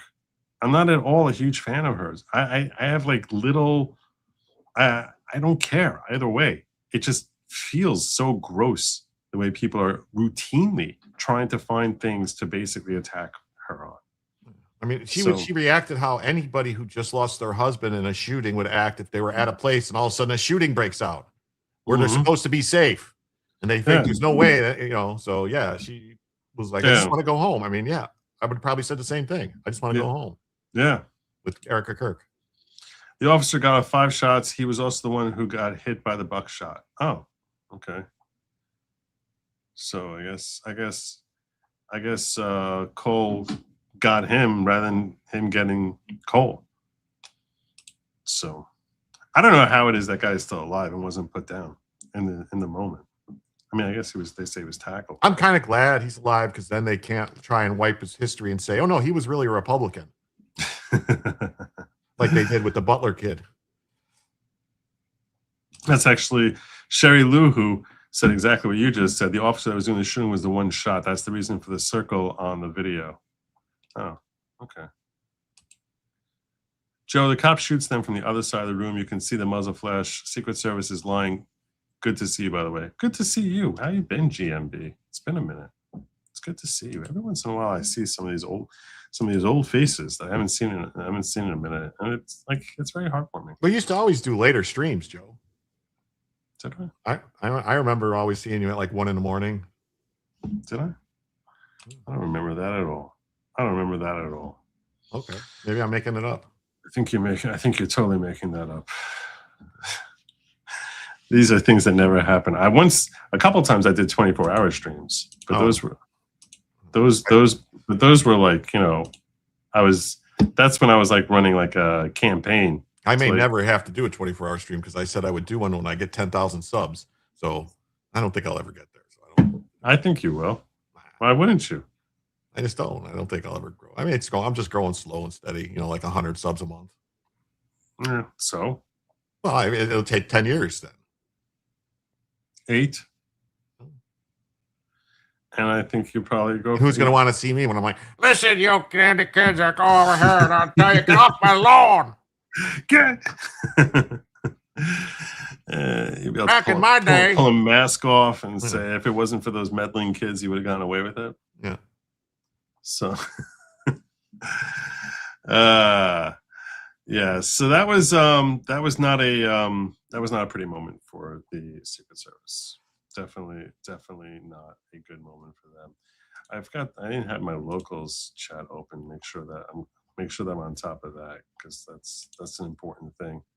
But I think I'm good over there. I am good over there. I have to peek in there every once in a while. All right. Anyhow, I want to move on to talk about Grant Plattner. And of course, you got to talk about the SPLC too. Okay. What am I talking about? The SPLC? Their fundraising video. Their fundraising video. You want to remind me? It's in the private chat. They need money, so they're under attack, so they're trying to get more money. Are they really? Yeah, it's amazing. They're being honest with everyone though about everything. Let me see what you share with me here. No, this is the. You shared it with me? Yeah, oh, there it is. Right there, it says SPLC just released a new fundraising video. Oh, yeah. You're saying when I was doing now you remember. Yes. This is the SPLC's new fundraiser. This is a good intro to Grant Plattner. In the arms of an Aryan, far away from here, in your fortified compound, and no colored folks that you fear. Hi, I'm Sarah McLaughlin. Will you be an angel for a helpless white supremacist? Every day, white people are employed, married, and raising children. And they're fine. But it's the racists who need our help. It's true. They do. Please, call the number on your screen with a monthly gift today. For only $18 a month, 60 cents a day, you'll provide white nationalists with event coordination, funding, nice, tiki torches, and khakis. Lots and lots of khakis. Lots and lots of khakis. But most importantly, you'll have the villain you need to be the hero in your narcissistic liberal fantasy world. Call or join online in the next 30 minutes, and you'll receive a photo of an extremist who's been given a second chance, thanks to you. Please call right now. There's a white supremacist who needs you. But let's be honest.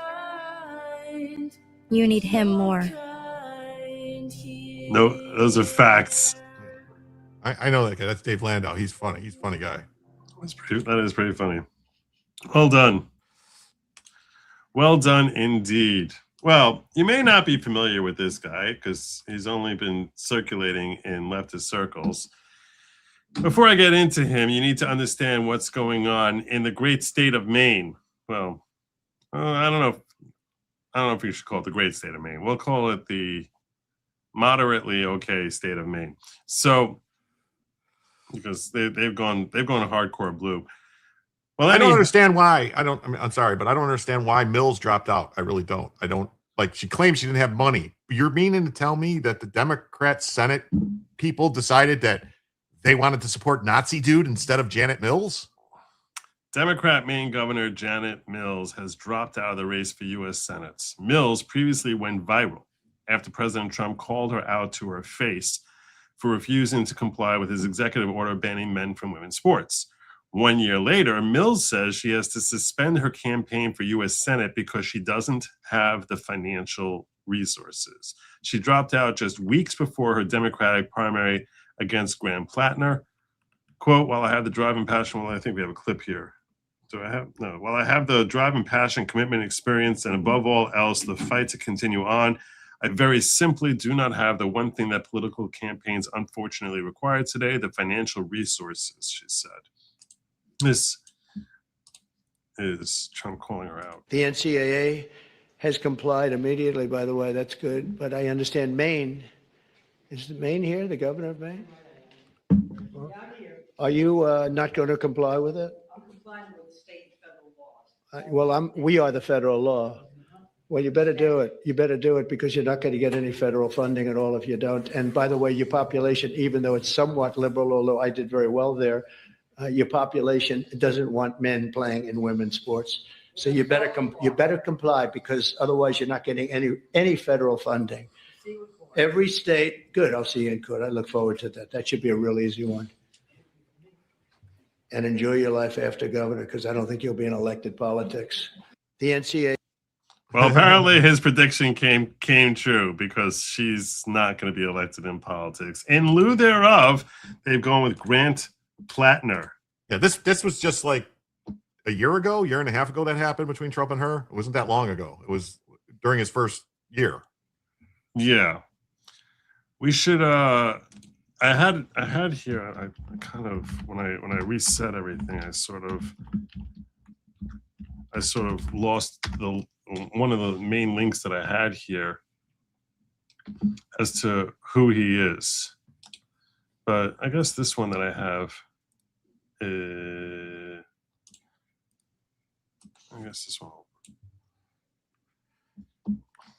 This is how the DNC is licking Grant Plattner. They are loving this guy. I'm a Maine reporter who went to high school with Grant Plattner. Here's what explains his success. Plattner is not just running ahead of Governor Janet Mills for the Democratic nomination for U.S. Senate. He's possibly the most remarkable political story in the country. In 2002, my classmate Grant Plattner ran for student body president. Oh, Lord, you're going to give me a pop-up here? Of John Baptist Memorial High School in Bangor. So he was in high school just in 24 years. That's 24 years ago. Okay.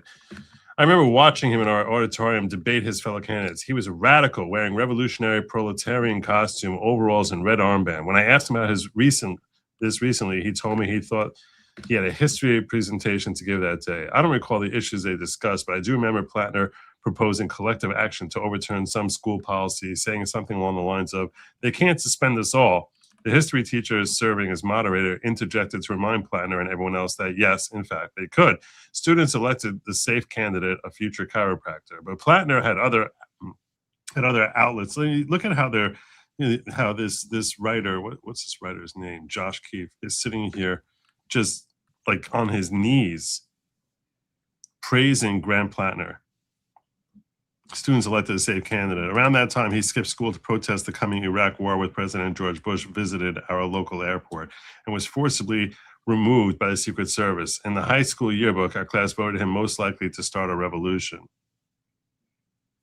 So he looks like a psychopath. Tell me this doesn't look like a psychopath. Seriously. Total psychopath. Nearly a quarter century later, Plattner, now 41, is now the probable Democratic nominee for U.S. Senate seat held by Republican Senator Susan Collins. He's arguably the most remarkable political story anywhere in the country. Look at how they're lavishing such amazing praise. Like, oh, what a hero he is. Oh, they love him. They're so in love with him. They're so in love with him. But he has a past. So the left is desperately trying to get at the public to ignore his past and all the problems that might potentially present. So as we see here, Maine's Grant Plattner thinks voters will overlook his past to support a new type of candidate. Of course, another stupid pop. Oh, thanks. In another world, revelations of problematic social media posts, a tattoo closely resembling a Nazi symbol. It was a Nazi symbol. It didn't resemble shit. It was a Totenkopf. You see? Yeah. You want to pull up what a Totenkopf is? It's a skull. Okay. I didn't really want that in my search history, but okay. And a sudden turn in campaign staffers would be enough to sink any political candidate. But Graham Plattner, a Democrat looking to flip a Maine U.S. Senate seat in a key 2026 contest, isn't stepping aside. A plain-speaking oyster farmer and combat veteran, Plattner has been open about mistakes he says he made in the past, and I've made mistakes. I've made mistakes. Look, we've all made mistakes. He believes voters want to see new Democratic faces who will fight for them, and he's betting that the old rules of politics with highly vetted candidates and emphasis on propriety no longer apply. And that's what the DNC is betting also. See how they lean into Trump being a convicted felon. And last week, Virginia voters supported Jay Jones for Attorney General even after text messages the Democrats sent calling for violence against political rivals became public. Plattner is convinced his brand of gruff populism and calls for economic equality are what's needed to unseat Republican Senator Susan Collins, a 5-term incumbent. And it's pathetic that they have this ridiculous marshmallow Susan Collins, who's an utter disaster. It's almost like I'm not like crying over the potential loss of Susan Collins. Yeah, but this guy's a lunatic. Sometimes a Republican seat, you know. This guy's a lunatic. I'm not doing this because I want power, I want influence, or I want money. Of course, that's why you're doing it. I'm doing it because we need better politics, and I'm committed to that project. This guy is a psychopath. So, attended Hotchkiss School, a pricey Connecticut prep school, and said he was swiftly thrown out his freshman year after behavioral problems and trouble adjusting. Surprise, surprise. Surprise, surprise. He seems like someone who was beaten as a kid. The home not far from, and who has real issues. The home not far from boat launch near his oyster farm is adorned with pictures of himself and Amy, the yard, whatever. When he returned home from service, Plattner says he was disillusioned, struggling with PTSD, and an overwhelming sense his neighbor was crushed by the cost of housing and healthcare. That's why he went to Nazism, because he was so concerned about his neighbors. Naturally, that makes a lot of sense. Makes tons of sense. It's weird because he said he wants to be like Canada, and Canada actually has a way worse housing crisis than we do. Way worse unemployment. They're like double the rate of unemployment. They're like the medium price, like in American dollars, the median home price is like almost 40% higher in Canada than it is in the US. It's crazy. Yeah. No, Canada is a disaster with their housing. It's horrifying. So you see how the left is basically doing everything they can to prop him up. This is an actual one, the picture from the the only thing I could find was his, and you can't really see it, but his is like all colorful with like red and blood and stuff on it and everything. So like that's what it's supposed to look like. And this is what he had. Yeah. You can see the eyes, you can see the two bones coming out the sides, eye holes. It's a Totenkopf. It's not like similar. It is. Yeah, that's what it was. I'm wondering like why a lot of people might not realize, and this what tells me that he's actually a coward, like most bullies are. And he strikes me as your classic, deeply insecure, overcompensating type of guy. And part of the cowardice is, you know, if he had cojones, he would have just gotten the swastika. You know what I'm saying? But instead, he takes something that is known by people who are familiar with the Third Reich as being a Nazi symbol, but not known by the average person who sees it. I'm curious about the Totenkopf symbol, maybe how that's tied into Nazism. Let's ask Grok that question. I think that's a good question for Grok. Right. Let's see what we got here. Isn't that what's commonly called the death's head? There's nothing there. No, okay. I thought you were pulling mine up. I didn't mean to whatchamacallit. Let's make this a little bigger. Okay, so I want to ask you, Grok, if you can tell me the Totenkopf symbol, the Totenkopf, the skull that's related to Nazism. Can you explain what the relationship is with Nazism?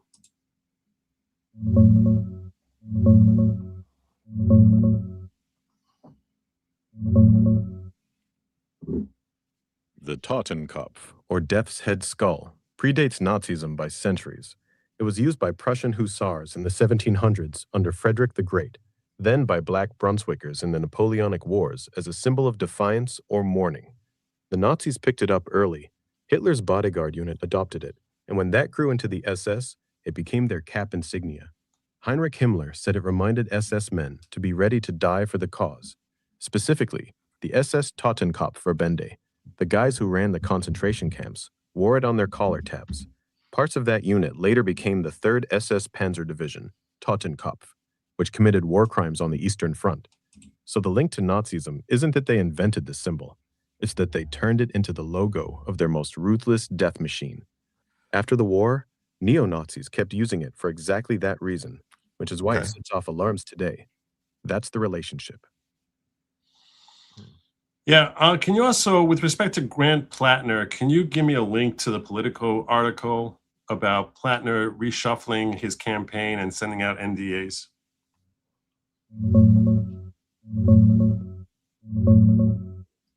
This is what I wanted to share with you. Here's the link, Politico.com. It covers the campaign shakeup, new manager, and sending out those NDAs. Plattner reshuffles campaign and sends out NDAs as he struggles to get ahead of controversies. So this was from October. Just tilt this back a little bit better. Graham Plattner is shaking up his campaign amid a swirl of controversy, bringing in a longtime friend to function as his Maine Senate campaign's new manager, hiring a compliance firm and sending non-disclosure agreements to staffers. Kevin Brown, who became the campaign manager this week and whose past campaign work includes presidential bids of Elizabeth Warren and Barack Obama, though he has not worked in Maine, is only one of the changes. The campaign has also brought on in-house attorney as well as compliance firm Spruce Street Consulting, which has ties to a constellation of buzzy progressives, including Zohran Mamdani. Amid fallout from Plattner's controversial years-old social media posts, which we should take a look at those, his campaign began sending non-disclosure agreements to staffers last week, according to his former top political director, Genevieve McDonald, who said she declined to sign one. Quote, the campaign offered me $15,000 to sign an NDA, McDonald told Politico in an interview. I did not accept the offer. I certainly could have used the money. I quit my job to work on Plattner's campaign, believing it was something different than it is. A statement from the campaign referred to the $15,000 offer as standard severance. A Plattner campaign spokesperson said the team recently hired Spruce Street to take over campaign compliance to institute standard practices that had yet to be put in place. Some of those standards had to be instituted retroactively, but as a matter of course, we do not require anyone previously involved in the campaign do so. McDonald was offered severance, which is standard for all campaign employees and contractors. So that's their claim. Yeah. Didn't the Democrats pass a law saying NDAs were illegal or something like that back, a few years back? I don't remember that. I could swear. I don't remember anything of the kind. The moves to salvage a campaign months after its launch underscore how fast Plattner took off and how imperiled he finds himself, which unfortunately he doesn't find himself imperiled anymore. In a crucial state for Democrats in their uphill quest to retake the Senate, Plattner burst onto the scene with viral videos as kind of progressive warrior poet campaigning for Mainers' freedom to live, a life of dignity and joy. But his promising bid has been beset by negative stories about his past over the last week. Shortly after, Mills, favored by national Democrats, take on Collins, entered the primary. Well, she didn't last long. Revelations of the staffing changes and non-disclosure agreements, which have not been previously reported, come as Plattner's campaign is in damage control. On Wednesday, the candidate confirmed to The Advocate that his Reddit posts, including homophobic slurs, anti-LGBTQ jokes, and sexually explicit stories denigrating gay men, which I would be shocked. I think we're going to just have to see if they actually. I would be shocked if this guy is not closeted. I would be shocked. I have no doubt. I'm telling you right now, not because of any, this is my pure speculation opinion. Everything about him screams Kevin Spacey type of closeting, of trying to hide his screwed up brain and how he's closeted. I'm sorry, you were saying something. I would be shocked if There's commercials. I don't have commercials. Someone just yelled at me about commercials. I don't have any commercials. We have to see if they actually fund him. If it's not just like, maybe it's possible, maybe they looked at internal polling and they looked and sold Mills. This ain't your time. Get out. We don't want to dump a bunch of money into Maine. We got other chances. It's going to be a tough. I don't know how Collins is polling. She's very popular in Maine. They always said she was going to lose, and they never, you know what I mean? They always tried that to say like, oh, she's going to lose, and she always won by 5-6 points. She's looking. He was plus 38. That polling can't be right. I saw against who? Against Mills or against Collins? Against Mills. Oh, well. Yeah. No, well, they gave up on her. Maine hate Mills because of the way she was a governor and what she did. That's quite possible, but true.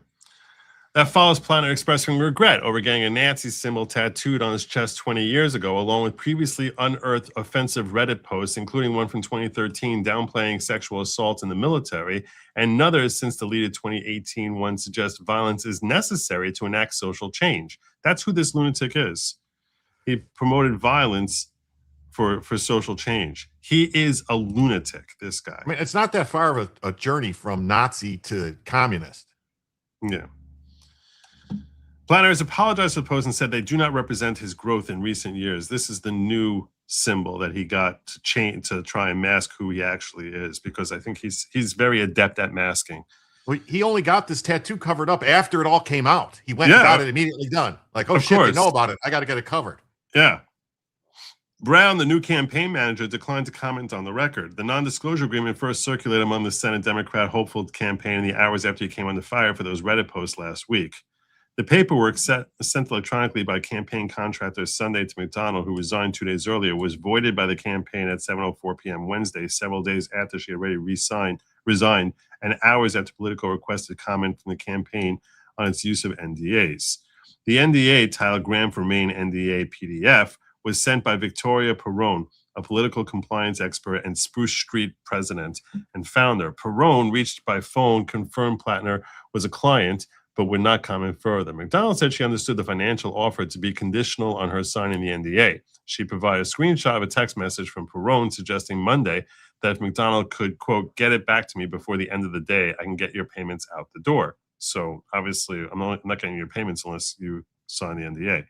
McDonald said that Daniel Moraff, who was consultant on Nebraska Senate candidate Dan Osborne campaign, functioned as the de facto campaign manager prior to Brown's arrival this week. In a brief phone call, Moraff said he was never officially the campaign manager. Either they didn't thoroughly vet him or they didn't think things would be found that they found would be a problem, McDonald said in an interview. Either way, that was a poor calculus. You cannot say things like rural Mainers are racist and stupid, or you're a radicalized communist at 37, play them off as if you were a young man and remain a serious contender against Susan Collins. This was 4 years ago. It's not like it was, decades ago. It's 4 years ago. The problem, though, is that the mainstream media, Joe, is going to cover up for this guy. They have been. That's why I was sharing those other articles. Like, oh, he had something that looked similar. But they don't. It was. The articles I shared didn't tell us anything about what he said. They're like, yeah, he said some controversial type of things in the past, but they didn't actually list any of the things he said. A Plattner campaign representative called McDonald a disgruntled former employee to the Bangor Daily News. It remains unclear whether the controversies surrounding Plattner's past will present a long-term drag on his campaign. A poll conducted over the past week as some of Plattner's Reddit controversies were making news and released Thursday by the New Hampshire Survey Center found Plattner leading Mills in primary matchup 58% to 24% among first choices for Maine's ranked choice voting system, with remaining voters preferring other candidates or undecided. So he was crushing her. He was really, really crushing her. I wish they would have given us more what McDonald had to say about this. Maine has ranked choice voting or just a ranked choice primary? I'm not sure. It's a good question. But it's interesting that, Alaska and Maine is where we got Susan Collins and Murkowski, the two of the worst people possible. They're the strongest arguments against ranked choice voting.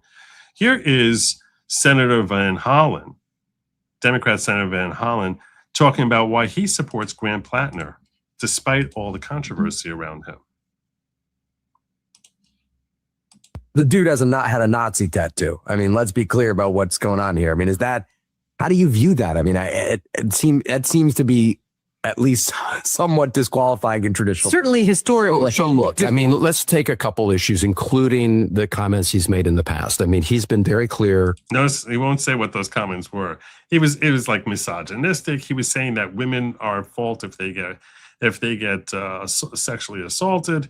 The guy's a freaking lunatic.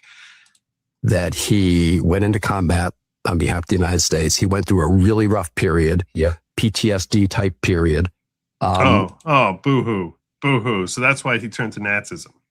And he has himself said there are lots of things he's done and said that he completely regrets. Yeah. And I do believe people should have second chances. And because they look at him as the best hope to unseat Susan Collins. That's the only thing this is. It's always about the power. That people can learn from their mistakes. It's always about the power. That's all they care about. There are no values. There is no set of values. It is purely 1000% power and nothing to do with actual values. This is someone who can help us. So this is someone who, let's look at giving him a second chance. You ever hear them say anything about any Republican that way? Of course not. What that guy should have said to him, Joe, is he should have said, so even Nazis get a second chance? Yeah. And when he said yes, you go, okay, so Hitler gets a second chance to run Germany. Yeah. Or Himmler or Goebbels or Gold, whatever. I don't know their names. It's shocking that someone that a Democrat senator would sit down for an interview with would actually ask him that question, because usually they pick puff piece interviewers. So it's kind of shocking that Chris Van Hollen, who's himself quite the lunatic, and we saw his stance on illegal immigrants and how he's going into different countries to try and cry over people being deported. That this jerk over here is only going to find someone who's asking him, layup questions. And you saw how the woman there was like, it was in the past. It was in the past. Everything's in the past. Anything that happened 20 minutes ago is in the past. It's the stupidest thing in the world. Look at how they attacked Pete Hegseth over his cross. He had a cross. They Yeah. attacked him over it like, oh, well, that's a Crusader cross. It's like, what? It's so ridiculous. It's so ridiculous. Yeah, exactly. How many second chances they want to give Pete Hegseth? There was not much inclination to give Pete Hegseth any second chances. Oh, they just want a second chance at taking him out. Yeah. So that is your Graham Plattner, and he is now pretty much a shoo-in to be, now that Janet Mills has dropped out, although frankly she was so deep underwater it didn't seem as if she was presenting much of a fight. But he's now a shoo-in that he's going to be the Democratic senatorial candidate in 2026, running against Susan Collins. So we basically have to have a choice between someone who I think he probably personality-wise is somewhat charismatic, which makes him dangerous, to be fair. I mean, I think that he is charismatic. So you have someone who's charismatic and a deranged lunatic Democrat versus career rhino disaster who's 5-time incumbent Susan Collins. Pick your poison. This is just a disaster. This is Supposedly Susan Collins is what the majority of Maine likes. Milk toast, middle of the road, that's what they are, supposedly. I don't know. Yeah. I don't know. I get so sickened by everything about her that when I see her face, I just want to retch. They better use this though. Every Democrat, every Republican running for the Congress, running for the House, House and Senate, should use his. He should be in their ads. This is who they're picking. This is who they gave their money to. This is the Democrat Party. Yeah, and based on Chris Van Hollen, I would assume that they are giving him money. I would assume that that's what's happening here. So, yeah, it's all about the power. It's all about the power. I do want to share some good news with you. Before I'm going to quickly cover. I'm going to quickly cover the Ken Paxton thing. And I know we're over time here. Unfortunately, we did not hit our goal tonight. So, which is very disappointing to me in the sense that I really wanted to go through this song. I'm still thinking about sharing this song, just because I feel like I should get out of the way now, because my opening song, which was a parody of Ice Ice Baby, is probably going to be something I have to clip out. So if I clip at the beginning and clip at the end, maybe I'll do it that way. Maybe I'll close out with that. That's the way to do it. That's the way to do it. So this is what I want to share with you. 2 bits of good news before I get into a quick coverage of Ken Paxton trying to take on birther tourism. Huge. Jobless claims just came in way under expectations, the strongest number in decades. Check this out. Initial jobless claims hitting the wires at 189,000. 189,000.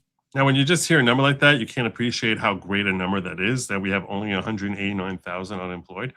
So it's like the best number in like 50 years, right? 50 wow, years. That is truly incredible. We're looking at levels truly that we probably haven't seen since the late 60s. This is very, very incredible. And continuing claims, 1,785,000. That would be the least going back to August of the summer of 24, actually April of 24. So I think when they say 189,000 initial jobless claims, that's like new jobless. It can't be 189,000 across the country who are jobless. But no, we're at like 3% unemployment, so there's probably multiple, a million people or something. Right. A couple million people, maybe. Yeah. So, but that still is, it's a remarkable thing. And the other thing I wanted to share with you, some good news, came from Speaker Johnson today. So let me just share this with you. Afternoon, everybody. Despite unrelenting predictions from many of you today in the press that we would fail this week, we did exactly the opposite. I'm really glad to tell you that House Republicans pulled together and delivered some major pieces of legislation and huge priorities for the country in the last few days. Let me give you a couple of examples. We passed the Farm Bill, as you know, a major achievement, delivering real relief and certainty for our rural America, and for all Americans. This is the first time Congress has done that since 2018. Been quite a while, but we got it done. We've also made certain that the House is going to be able to have an up or down vote on a date certain on the E15 issue, which is, is a big priority for a lot of our members here in the chamber. And most importantly of all the things we got done this week, we got the budget resolution passed. This is very, very important because that will ensure that border security and immigration enforcement will continue today and well into the future. We finally got funding for DHS. Finally. Democrat attempts to reopen our borders and protect criminal illegal aliens from removal. The net result of passing our reconciliation bill is that ICE and CBP are funded for 3 years. Democrats got for the rest of Trump's administration, they are funded. That's not something you have to worry about anymore. Absolutely nothing for their political charade and shenanigans out of that. We repeatedly offered in good faith, I want to point out, remind everybody to negotiate on funding these agencies. But ultimately, the sad and actually shocking truth is there's not a Democrat in the House or the Senate that believes border security and immigration enforcement should exist at all. By word and deed, Democrats have made clear their desire to defund both of those critical functions of our government. We also passed the FISA reauthorization to ensure that the administration is armed with the best possible intelligence.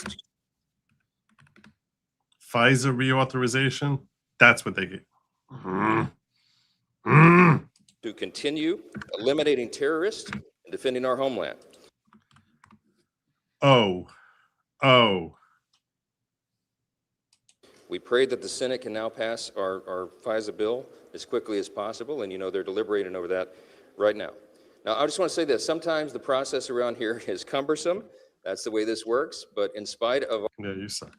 All right. Well, at least we got DHS taken care of for the next 3 years. So that's the good news I wanted to share with you. The other good news I wanted to share with you was this story right here about Texas AG. Why is this not? There you go. Texas AG Ken Paxton going after birth tourism center that's being advertised to Chinese nationals. I actually had a copy of the complaint that I started looking through. Haven't really had a chance to go through it, but the lawsuit claims that the Postpartum Care Center has facilitated the birth of more than 1,000 American citizens through birther tourism. This is a good thing, not just in the sense of going after them individually. It calls attention to the Supreme Court, which currently is deciding whether or not to abolish birth tourism and to uphold Trump's EO. It now is basically calling attention. Here's one group that has over 1,000 to their credit, according to their claims. On Wednesday, Texas, and there are supposedly thousands of these groups, Texas Attorney General Ken Paxton filed a lawsuit against the Houston area center on allegations that has been unlawfully facilitating an invasion of Chinese nationals into the state of Texas for the sole purpose of birthing children and obtaining birthright citizenship, also known as birth tourism operation. The lawsuit claims that the DA Postpartum Care Center, known as the Center, has facilitated the birth of more than 1,000 American-born babies through an illegal, dangerous, and dishonest birth tourism operation in violation of the Texas Penal Code and Texas Deceptive Trade Practices Act. The scheme has been occurring for nearly 2 decades, according to the complaint. Here's his tweet where he announces it. The center predominantly advertises birth-related services to Chinese clients on popular Chinese social media platforms and websites, and coaches clients on how to circumvent immigration laws when pursuing visas and citizenship for themselves and their child. The coaching includes encouraging Chinese nationals to enter or reside in the United States unlawfully by concealing the fact that their primary purpose of such travel is to give birth. The lawsuit states that the center is seemingly aware of the alleged scheme, as it recently noted on its website that the U.S. federal government is strictly policing birth tourism and recommend that women apply for visas before pregnancy in order to avoid detection. Recent investigations reveal that the center facilitates up to 20 births each day, operating across at least 4 properties in the greater Houston metro, according to the lawsuit. Quote, America is for Americans, not foreigners trying to cheat the system to claim citizenship, said Attorney General Paxton in a press release. The center scheme not only facilitated an invasion of Texas, but also involves shielding and facilitating violations of immigration law. Birthright citizenship is a scam. If you ask me, the whole thing's a scam that threatens national security, and I will do everything in my power to stop unlawful birth tourism schemes like this one. And like I said, to me, much more important than stopping one agency is when the state of Texas files a complaint against an agency that's individually boasting of helping facilitate 1,000 birth tourisms. It only goes to show just how invasive this process is. So if you take a justice, you don't need to convince an Alito or a Thomas, but if you take a justice like, Amy Coney Barrett or John Roberts, and they can basically throw this in their face saying this is just one entity. And there are supposedly thousands of these groups in China. And this is just one. It alerts them to the the seriousness of this, of what's an invasion. Where basically we're raising Chinese and gifting them with the opportunity to vote, opportunity to come here. You look at 15 years down the road, and frankly, it's been going on for decades. But you're basically looking at having potentially millions of Chinese people who have no relationship, no allegiance, no interest in America being successful or prospering, very likely being raised in the CCP, having very hostile attitudes towards America, and being deemed no less an American citizen than you or I, where they have no connection to this country, but have all the rights and privileges that you and I so richly enjoy. This is a horrifying, horrifying situation. So for those who are on the fence about whether or not those in the Supreme Court who are on the fence about whether or not to permit Trump to put a stop to birthright tourism, It's a birth tourism, which this is only a stopgap measure, obviously, only as long as Trump is in office, or, it could be picked up by a subsequent president. But as soon as we get a Democrat president, this EO is going away. But at the very least, to put a temporary freeze on this happening.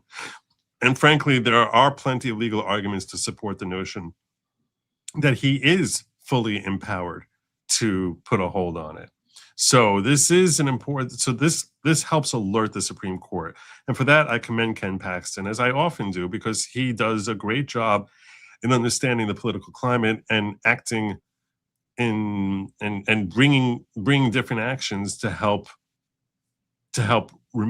remedy various problems that we have across this country. You have any thoughts on this? Well, I don't know why the federal government has done nothing with it. Where are they? We can't even get the Save America Act passed. No, I mean, the DOJ should be coming in. This has to be illegal.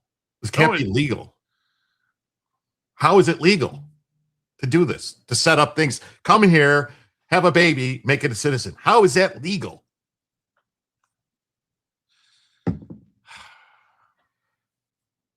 If there's no statute prohibiting it, if there's no federal statute prohibiting it, I mean, Ken Paxton is pointing to Texan statutes, but if there's nothing in the federal government that's prohibiting it, good luck. You think the left is going to let you pass it? But this all comes back to John Thune and the utter waste of space that he is, and that he failed. Isn't the center violating immigration law by getting fraudulent visas for people to come in and setting it up and on false pretenses, lying? Because they're not telling them they're coming to have babies. They're telling them they're coming for some other reason, even though that's all planned ahead of time. So it's got to be like a conspiracy to violate something. Yeah. Well, I would think. I don't see, I don't know. I can ask Grok if it can come up with any statutes that this is violating, but can't hurt, I guess. Right? Can't hurt to see if Grok can come up with something.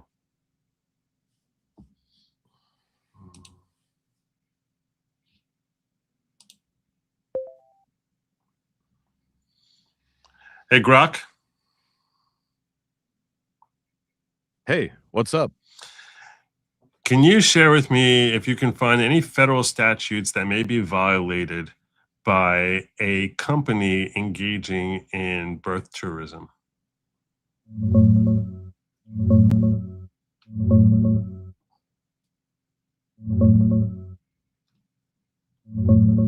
No federal statute directly bans birth tourism itself. Giving birth in the U.S. on a valid tourist visa isn't illegal, but companies running these operations often violate fraud laws by coaching clients to lie on visa applications about their travel purpose, pregnancy, or stay length. The main statutes But good luck. Now you're going after the individual. Section 1546, visa fraud, for making false statements in visa. Well, if they're coaching them and they're doing something, they're in a conspiracy. 18 USC Section 371, conspiracy to commit immigration fraud. Related charges like money laundering, healthcare fraud, or false statements to authorities. 18 USC Section 101. Prosecutors have used these in cases against operators like USA Happy Baby, sentencing them to prison time. Okay. The 2020 State Department rule also bars issuing B1, B2 visas, primarily for birth tourism, making entry harder if intent is discovered. Basically, the act isn't outlawed, but lying to get here or running a deceptive business is. But you can only go after them if they're here. What if they're in China? How do you stop the ones that are operating out of China? How are they doing these arrangements? Is someone else paying them? Is they getting money from George Soros or some other NGO to facilitate this stuff, to set it up? I mean, you need to. We need to do a deep dive. Deep dive and see what's going on, where the money's coming from. Is there other laws? Are they using government money to do it? What are they saying? If you get their communications where they're talking about, yes, this is what we're doing and this is why we're doing it, because we're going to subvert the United States and take over. Oh, well, I think that might be like insurrection, something. I don't know. This is how you become Nick Shirley. Do your deep dive into who's funding these birth tourism, because you're almost assuredly right that there's that there's American money that's helping push this along. So this is how you become Nick Shirley. Do a deep dive into who's funding these birth tourism agencies, which means you really need to find a list of birth tourism agencies in China, and then find various organizations, then find some way of checking their records. But how would you check their records? You think if they're based out of China? I mean, I wouldn't doubt that Navel Singham, the guy that funded Code Pink and does all this other stuff that was, funding all the, the riots, the BLM, the ACAB riots, the anti-ICE riots, that guy, that he's not funding some of it.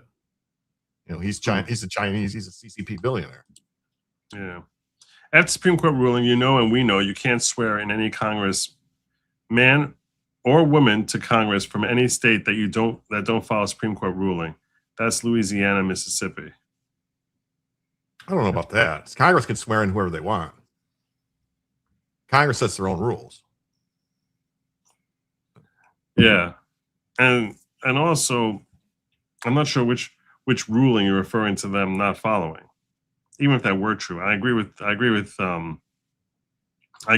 Jim that the House and Senate are each given very broad liberty to enforce their own rules as they so see fit.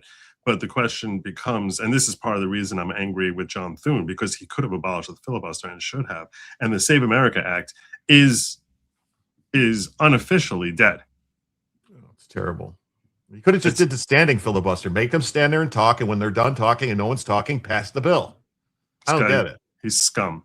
He's scum. I hope his political career gets cancer. And I hope that, oh God, everything about him is just a disaster. Yeah, and Mitch McConnell.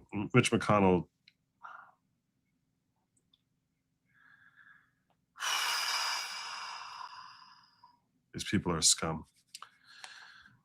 Mitch McConnell's father is a CCP official. Make of that what you will. They have a huge business transporting stuff from CCP to the United States. If you get too Nick Shirley, California will form a bill to cancel you. This is true. They actually have formed the Nick Shirley bill designed to stop him. Good night to you, my friend. And that's a good time for me to start landing my plane. I am going to share with you after I say my goodbyes and leave here, because I like you and I care about you, and I mean this sincerely.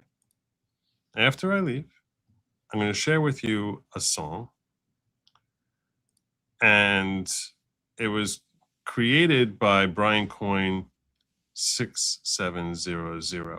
And I'm going to urge you to please go over there for yourself and subscribe to him, because the dude is awesome and brilliant. And he has a number of songs that are similarly inspired and brilliant.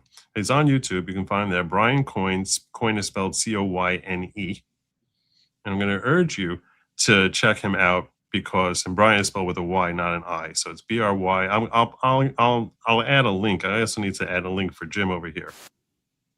But I am going to share his video. And if he has a problem with it, I'll just cut it out afterwards. I'm looking to actually promote him rather than leech from him.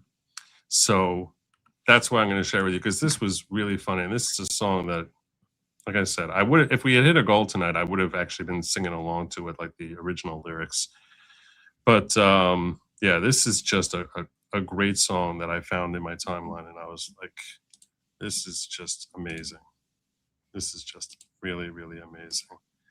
Where is? I need to make sure I have it. I hear it. Here it is. Okay, I have it here, ready to go. So when I say my goodbyes, you probably don't want to log off, because this is really inspired. Okay. Anyhow, why don't you tell people where they can find you? You can find me at YouTube, Rumble, Twitch, Kick, Instagram, Facebook, X, at either Jim Tells You, or I have an X account that's Jim Tells You, but I don't really use it. So if you contact me on X and Jim Tells You, I'm just going to tell you to contact me at my actual X account, which is my name, Jim Sotala.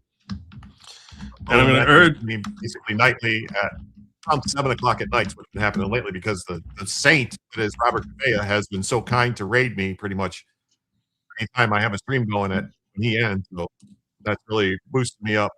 That's amazing. It is. That's great. I'm so happy for you. All right. So, and I'm just going to remind you all that if you want to know what I'm streaming next, you should be following me at goodlogic.locals.com. That's goodlogic.locals.com. Please make sure you like, subscribe, do all that other good stuff. Do not touch any of that lab meat because it was never meant for you. It's meant for they, them. And don't eat some bugs. Don't do it. Have a good night, everyone. And as always, Godspeed.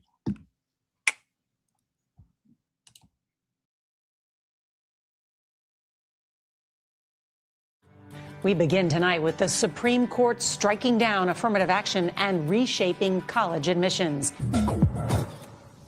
There's nothing better than to wake up in the morning and be able to be your authentic self. Weird.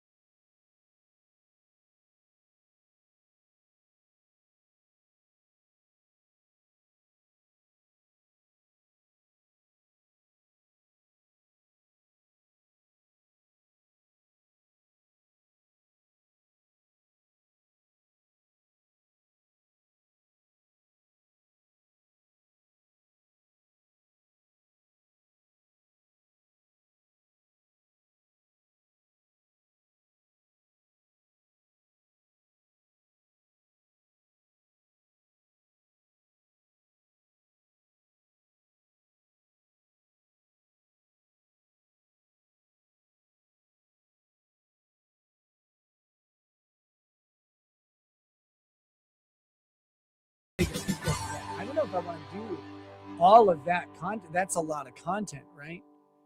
I don't know if we want to do It's that. true.